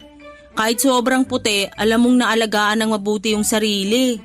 Ay, sobrang puti niya. Hindi ko alam kung may sasaktong kulay ng foundation sa kanya rito sa makeup kit ko. Pulbos na lang to, pwede na siguro. Parang mamumuo yung pulbos sa mukha niya. Wag yun. Sayang naman ang ganda niya kung pulbos lang ang papagamit natin. Hula ko, bangungot. Mukhang hindi rin. O bakit? Kasi mukha naman siyang hindi haggard. Hindi laging puyat, pagod at stressed. Ano namang kinalaman nun sa bangungot? Ang alam ko kasi, chika lang naman to sa akin ng dating makeup artist dito. Sabi niya, nababangungot daw madalas yung mga taong laging stressed at pagod bago matulog. Eh sa itsura nitong babae, mukha naman siyang fresh at hindi stressed. Baka maganda at imported yung formalin na nagamit sa kanya kaya mukha siyang fresh. Ikaw naman ngayon ang tumatawar yan. Matapos mo akong pagsabihan sa biro ko kanina. Ang sarap lang kasing ibida yung joke na naisip ko. Sorry, last na yon. Wala na akong ibang hula. Ikaw ba? Wala na rin eh. Tingnan na natin yung death certificate niya para malaman kung sino magbabayad ng kuryente sa katapusan. Alam mo, wag na lang. Oh, bakit naman? Sinasayang mo yung chance na hindi ka mag-ambag sa kuryente natin. Eh nakakakonsensya lang kasi. Mukha naman siyang peaceful na namayapa. Kung ano man yung dahilan ng pagkamatay niya, sa kanila na lang yun ang pamilya nila. Huwag na tayong makisali. Ang dapat na lang nating gawin, lalo pa siyang pagandahin. Ang bait mo ngayon ha? Parang hindi ka kapos sa pera. No, sige na. Kung talagang wala kang pambayad ng kuryente sa katapusan, ako munang sasalo. Ang bait mo rin ngayon ha. Thank you ha. Sa susunod na buwan, kahit ako na lang yung magbayad. Basta magtitipid tayo sa kuryente ha. Huwag kang magcha-charge ng cellphone mo sa bahay. Dito ka na sa punerarya mag-charge. Iba rin. Pakiabot mo nga yung shoulder bag ko. Bakit? Hindi naman nalala yung kulay nitong babae sa akin. Ipagamit ko na lang yung foundation ko. Regalo ko na lang sa kanya. Ginamit ko nga ang personal na foundation ko sa babaeng inayusan namin. Hindi naman ako nandiri, nalinis naman ng maayos yung bangkay at parang regalo ko na yon sa kanya. Naalala ko lang kasi ang unang makeup na ginamit ko noong naramdaman kong bakla ko ay galing pa sa punerarya. May naging kaibigan kasi ako noong bata pa lamang ako. Imbalsamador ang kanyang tatay at doon sa punerarya kami madalas na naglalaro ng kaibigan kong yon.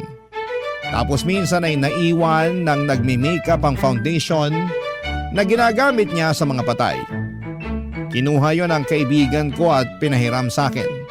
Hinipan lang namin at pinunasan ng tissue para pwede na naming ipahid sa mga mukha namin. Natuwa ako noon. Ang ganda kong tingnan sa makeup na yon. Kaya hindi ko makalimutan ang araw na yon dahil napahiram naman ako ng foundation kahit galing pa sa punerarya. Kaya naman bilang sukli ay pinagamit ko rin ang foundation ko sa babaeng bangkay na inayusan namin sa punerarya. Tanda ko rin noong unang beses na nag-makeup ako ng patay. Naubos na ang foundation na gagamitin ko. Marami kasi akong inayusan noon dahil ang mga namatay ay mula sa isang aksidente ng bus. Ang pinakahuling aayusan ko ay hindi na umabot sa foundation. Bala ko sanang lipstick na lamang at kapalan ng blush on. Pero nung nakilala ko kung sino, yung babae ay nakaramdam ako ng awa. Isa pala siyang madre. Nalaman kong niligtas niya ang 2 bata sa loob ng bus, kaya siyang napuruhan at siyang namatay. Kaya naman pikit matang nilabas ko ang paborito kong foundation at yon ang pinagamit ko sa kanya. Ewan ko kung guni-guni ko lamang yon. Pero nakita kong parang umaliwalas ang mukha ng madre. Para bang nagpapasalamat ito na pinaganda ko siya bago niya harapin ang Diyos sa kalangitan, Papa Dudut.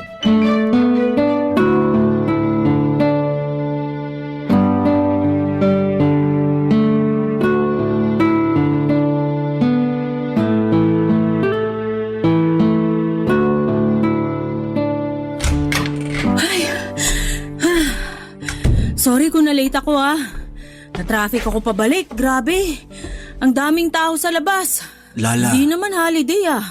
Pero bakit kaya ang daming tao sa kalye? Lala, Ano yun? huwag kang magugulat. Pinapakaba mo naman ako. Ano ba yun?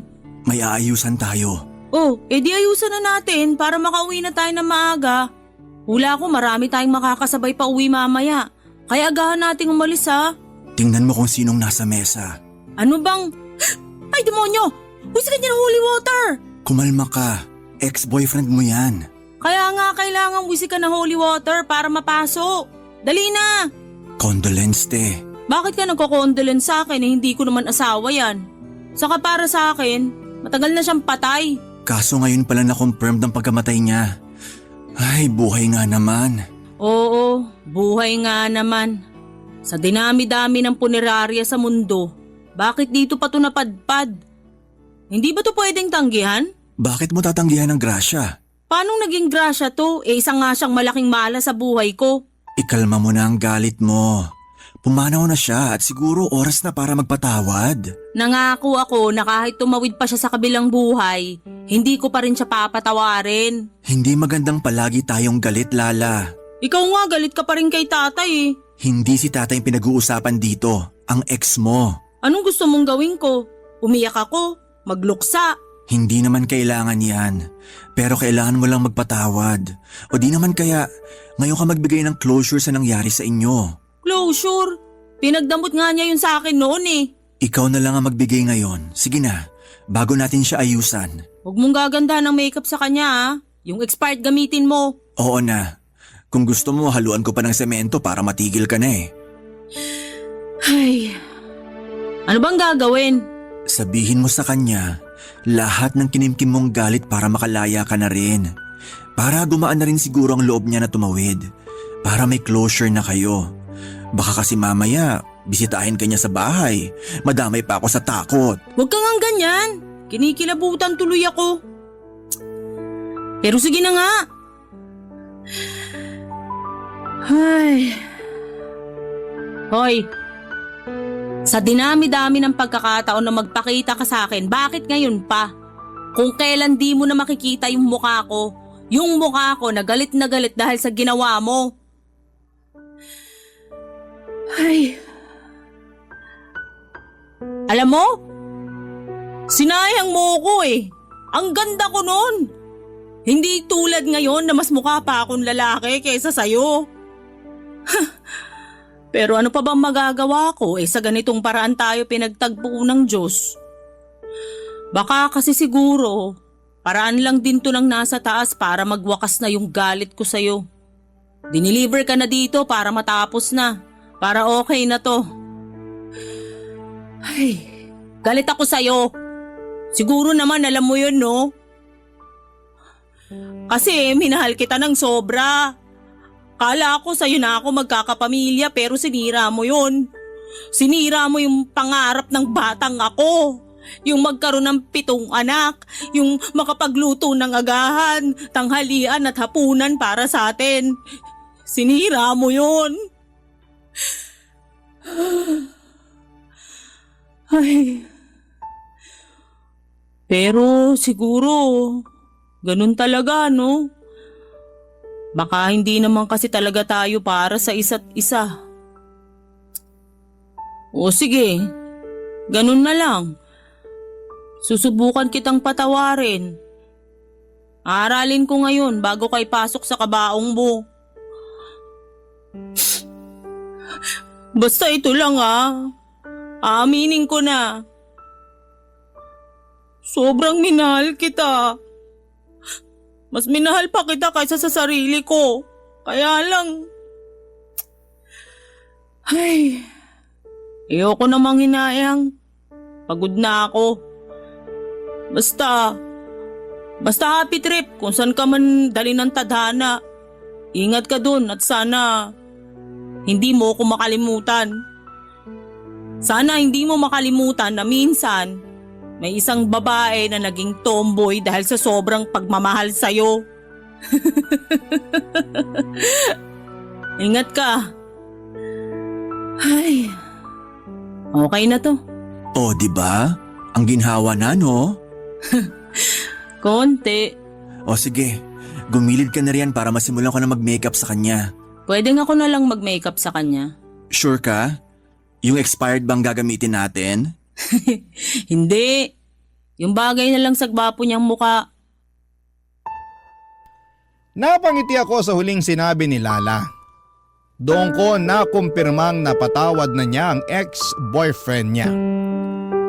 Inabot ko sa kanya ang makeup kit at hinayaan siya sa pag-aayos ng ex niya. Nakita kong umaliwalas ang mukha niya sa wakas. Ikaw ba naman na nagpatawad na at kinalimutan na ang galit, hindi ba? Ang gandang tingnan ni Lala habang inaayusan niya ang ex niya. Parang ang sa ilang minuto ay nakita ko na naging babaeng muli ang kapatid ko. Parang nakita kong muli yung batang Lala na in love at punong-puno ng pag-asa. Nakakaginhawa yon sa paningin ko. Hinayaan ko lamang siya kung paano niya aasikasuhin ang ex niya. Kontento na lamang akong nakaupo roon at pinagmamasdan sila. Habang nakaupo ako roon ay hindi ko maiwasang balikan ang naging nakaraan nilang dalawa. Saksi rin kasi ako sa minsang pagmamahalan nila.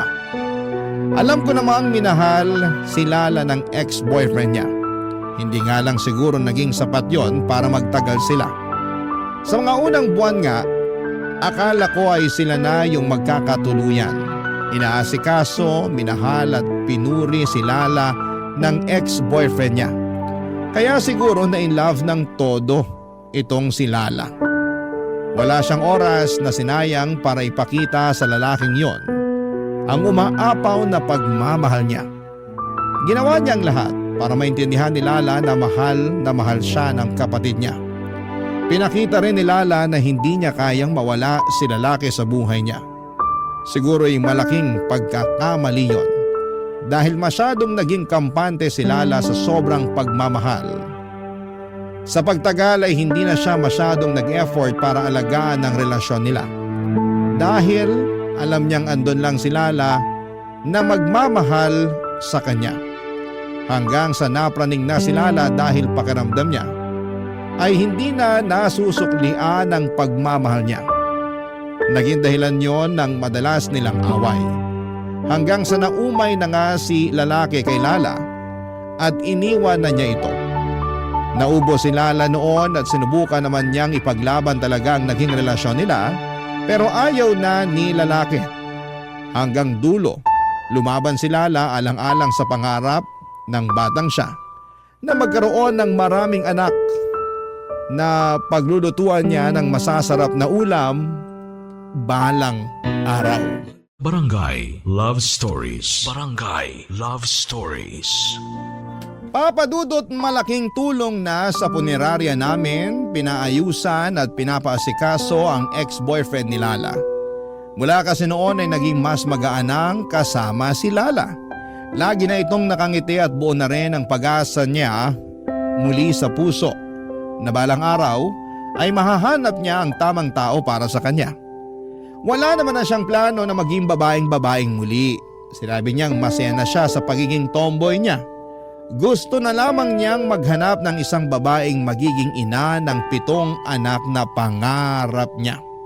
At nasabi nga rin ni Lala na itutuloy pa rin niya ang pangarap na siya ang magluluto ng mga ulam para sa magiging pamilya niya. Natuwa nga ako sa mga sinabi ni Lala. Yun ang unang beses na nakita ko siya na punong muli ng pag-asa. Para bang nagising ang batang Lala. Nagpatuloy na muli siya sa mga pangarap niya. Napakasaya ko para sa kapatid ko. Ako naman kaya kailan? Hindi ko man maamin kay Lala, pero ang batang Biba naman ay nalulungkot. Nakakaramdam din ako ng inggit dahil si Lala sa wakas ay may posibilidad ng matupad ang mga pangarap niya. Maging masaya na siya. Nagkaroon na kasi siya ng closure. Pero paano ako? Kailan naman ako magkakaroon ng ganon? Hindi ko nasabi kay Lala, pero may bubog pa rin talaga ako sa tatay ko. Kung kay Lala naka-move on na siya at nakapagpatawad noong nakita niyang bangkay ng ex-boyfriend niya, doon po kami nagkaiba. Dahil hindi ko pa rin mapatawad si tatay sa mga ginawa niyang pananakit sa akin noon. Kahit nung nakita ko na siya sa loob ng kabaong hanggang sa mailibing siya, wala akong ganang patawarin siya. Kahit ilang dekada na nga ang lumipas, wala pa rin talaga, Papa Dudut. Pero may nakakatawang paraan ng tadhana para ilapit sa iyo ang pagpapatawad. Nangyari yon sa huling araw ng Pebrero, ang death anniversary ng tatay ko, Papa Dudut.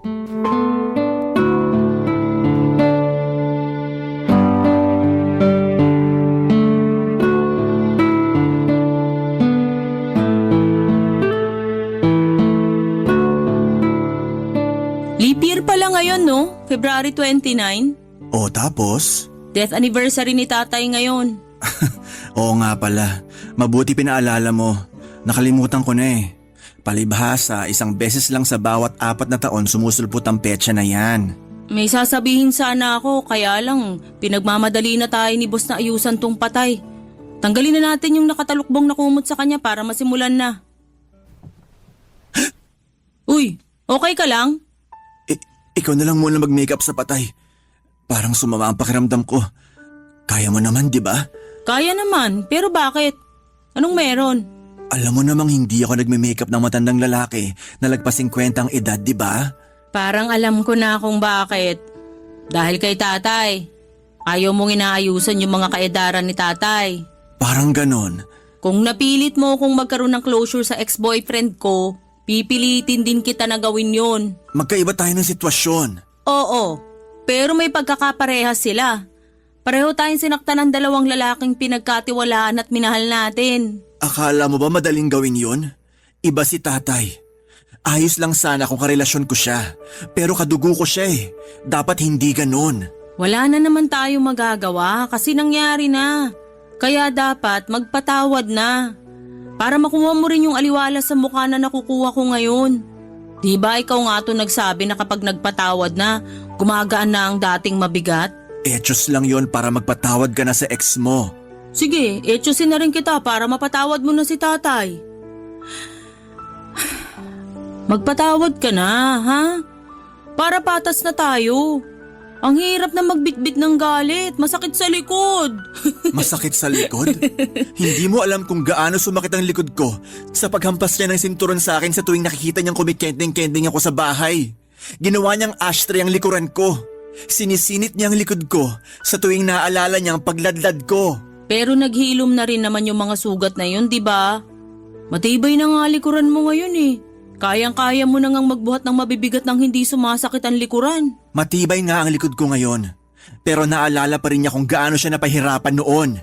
Pero sana maintindihan ng likod mo na dahil sa pride niya, puso mo naman ang nabibigatan. Ang drama mo? Dinaan mo rin naman ako sa ganyan nung nasa ibabaw ng mesa na to yung ex-boyfriend ko. Quits na tayo. Wala naman dito sa ibabaw ng mesa na to ang bangkay ni tatay. Hindi tayo quits. Ganito na lang. Isipin mo na lang, si tatay itong matandang lalaki sa mesa natin. Sa kanya mo sabihin lahat. Kapag nagkita sila ni tatay sa kabilang buhay, siya na lang magsasabi ng mga ipaparating mo. Ayos tayo? Saka mo isipin, parang sinadya tong pagkakataon na to. Kaedad lang siya ni tatay nung namatay, di ba? Tapos parehas pa sila ng araw ng kamatayan. Baka ito na yun. Sign na to para magpatawad. Sige na nga. Tay, masakit ha? Parang hanggang ngayon, nararamdaman ko yung mga paso ng sigarilyo sa likod ko. Parang ramdam ko pa rin yung kabog ng dibdib ko sa tuwing darating kang lasing at makikita mo ko. Kung paano mo ako kinaladkad dati sa peryahan hanggang sa punitin mo yung bestida ko. Lahat yun naaalala ko eh. Ay, meron pa ako naaalala. Ito yung malala. Naalala mo nung sinabi mo sa akin na isa akong sumpa. Kasi sabi mo, ako ang pumutol ng linya ng lahi natin. Na walang magbubuhat ng apelyido mo kasi tinapos ko na ang laban. Pinamukha mo sa akin na salot ako. Kaya ako natakot makipagrelasyon eh. Natakot ako na sumubok magmahal kasi alam ko magagalit ka. Kahit sumakabilang buhay ka nun, hindi ko pa rin magawang makipagrelasyon sa lalaki kasi parang lagi ko nakikita ang mukha mo. Parang nakaabang lagi ang sigarilyo mo para pasuin ulit ako. Masakit lahat yun ah. Lalo na yung mga salita mo. Mahal na mahal mo ko nun eh. Di ba nga lagi mo akong pinagmamalaki sa mga kumpare mo? Kaya nagtiwala akong aminin sa'yo yung totoo. Sabi nga ni nanay, huwag ko raw sabihin sa'yo, pero kampante ako na hindi ka magagalit, na matatanggap mo ko. Pero tama si nanay. Hindi mo yun natanggap. Kaya binawi mo yung pagmamahal mo sa akin. Doon ako pinakaumaray. Kasi anak mo ko, di ba? Dapat hindi binabawi ang pagmamahal sa anak. Dapat hindi.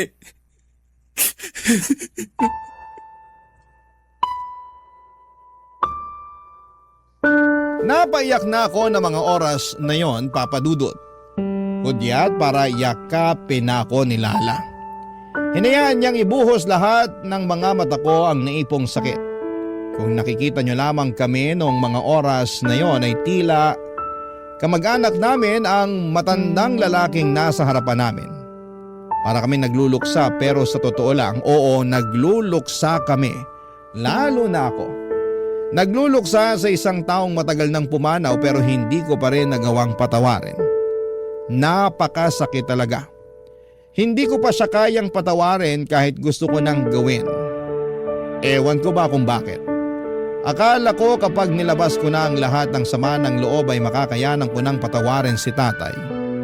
Pero hindi kasi ganon yung nangyari. parang mas lalong umigting yung galit na nararamdaman ko, lalo't biglang nagsibalikan lahat ng iba pang mga masasakit na ginawa sa akin ni tatay noon. Yung bang sinisiraan na niya ako sa mga kumpare niya na isa akong salot. Pinagtatawanan nila ako at narinig ko lahat ng yon. Napakasakit na marinig na trinaydor ka ng sarili mong tatay na buong akala ko ay tagapagtanggol ko. Sinala na ang nag-make up sa matandang lalaki. Hindi ko na rin kasi kaya. Andun lang ako sa sulok noon at parang hinang-hinana.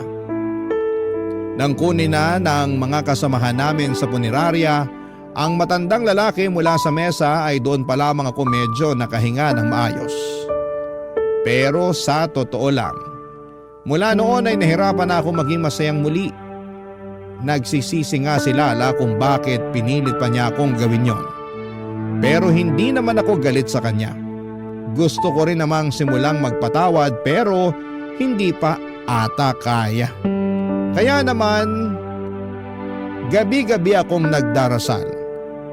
Sa unang pagkakataon na sana'y turuan ako ng Diyos na magpatawad dahil hindi ko na kaya ang bigat. Hindi ako tumitigil sa kakadasal na isang araw ay matatalikuran ko na ang lahat ng hindi magagandang alaala na iniwan sa akin ng aming ama.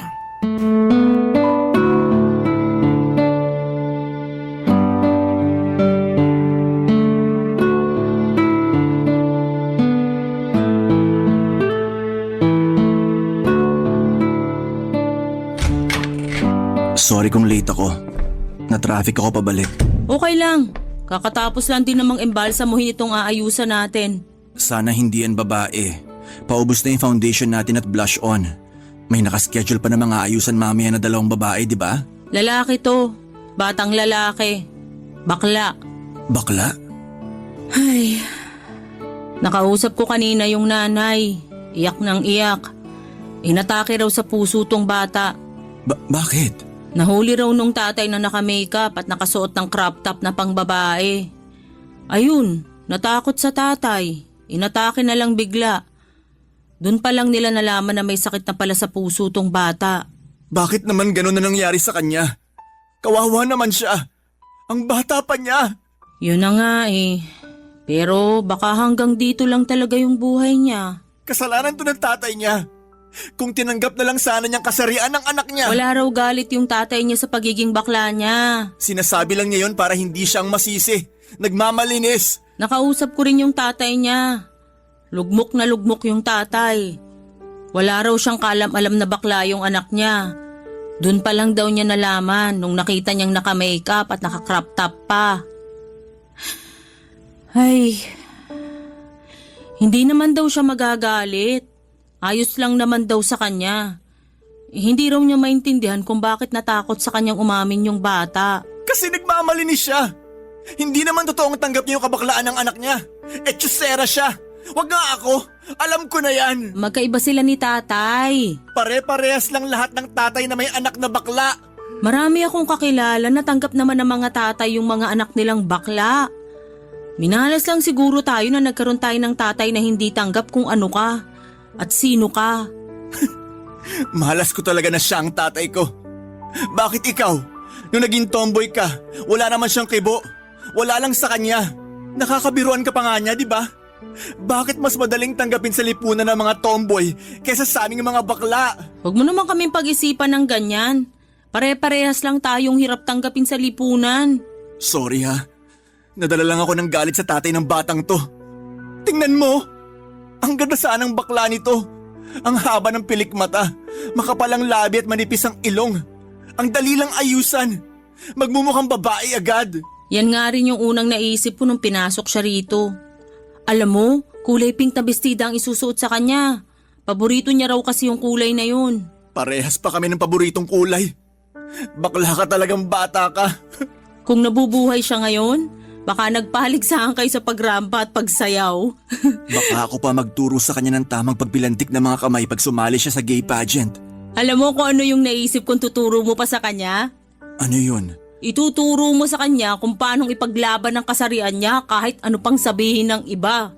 Na hindi siya dapat matakot kasi may tatanggap sa kanya. Pero hindi ko na yun magagawa. Kasi huli na. Naaalala kita sa kanya? Ganyang edad ka nung napansin kong bakla ka eh. Parang nga akong nananalamin ngayon eh. Bakla, sayang ka. Pero ganun talaga. Sorry ha. Sorry kung hindi mo nakuha yung inaasahan mong pagtanggap ng iba. Pero tanggap kita. Kung nakilala kita noon, ako ang kakampi mo. Sasabihin ko sa'yo na mag-makeup ka lang. Isuot mo lahat ng mahiiksing bestida na gusto mo. Susuportahan kita at ipagtatanggol kita sa iba. Kaso hindi yun nangyari eh. Ngayon lang tayo pinagtagpo. Kung kailan huli na. Sana lang talaga na-enjoy mo yung pagiging bakla mo nung buhay ka. Pero kung hindi man at nabitin ka, may langit pa naman. Doon ka na lang maging makulay ha. Doon tatanggapin ka. Hindi ka huhusgahan. Makakasayaw ka. Pero sa ngayon, ito lang yung pwede ko maiambag sa'yo. Aayusan kita. Gagawin kitang pinakamaganda sa lahat. Hindi mo na kailangan magtago sa lahat ng makakakilala sa'yo ngayon kasi ilalantad na kita. At gagawa ako ng paraan para tanggapin nila kung ano man ang makikita nila kapag sinilip ka na nila sa kabaong mo. Pangako, papagandahin kita. Akong bahala, be. Para akong nabunutan ng tinik habang kausap ko ang bangkay ng batang bakla. Para po akong nananalamin. Parang kinakausap ko ang batang ako. Doon ko na-realize na kaya hirap akong patawarin ang ibang tao, lalo na ang tatay ko dahil hindi ko magawang patawarin ang sarili ko mismo. Doon ako napaiyak. Doon ko mawala lahat ng galit at ang tanging natira ay pagpapatawad. Pagpapatawad sa lahat ng mga nanakit at hindi tumanggap sa akin at higit sa lahat ay pagpapatawad sa aking sarili. Sa wakas ay nakalaya na ako. Masaya na ang batang biba na minsang pinagkaitan ng kalayaan ng mga tao sa paligid. Iyak ako ng iyak noon at hinayaan lamang akong muli ni Lala na gawin yon. Pagkatapos ng mahabang pag-iyak ay nakangiti na ako. Umaliwalas na ang mukha ko tulad ng mukha ni Lala noong pinatawad niya ang ex-boyfriend niya. Tama nga ang kapatid ko. Malakas, makagaan at makaliwalas ng mukha ang pagpapatawad. Inayusan ko na ang batang bakla at tinapad ko ang pangakong pagagandahin ko siya. Nilagay ko ang lahat ng kulay sa mukha niya na sa tingin ko ay magugustuhan niya. Mga kulay na alam kong baon niya hanggang kabilang buhay. Natuwa ang mga magulang niya nang makita ang make-up ng anak nila. Niyakap ako ng tatay niya at umiyak ito. Nagpasalamat sa akin. Doon ay mas lalong gumaan ang pakiramdam ko dahil nakaramdam ako ng pagtanggap ng isang ama. Ako na rin ang nagbihis sa kanya ng pink na bestida na maraming ruffles. Natuwa ko at alam ko kung nasaan man ang batang bakla na yon, ay sumasayaw na siya sa baghari habang suot ang napakagandang bestida. Maraming salamat po sa inyo sa pagbasa ng aking liham. Kami nga pala ang mga make-up artist ng punerarya. Ang mga taong nagpapaganda sa mga taong yumauna para sa huling pagkakataon na nandito sila sa mundo ay makita sila ng ibang tao sa pinakamagandang estado nila. Ako ang inyong kabarangay forever, Biba.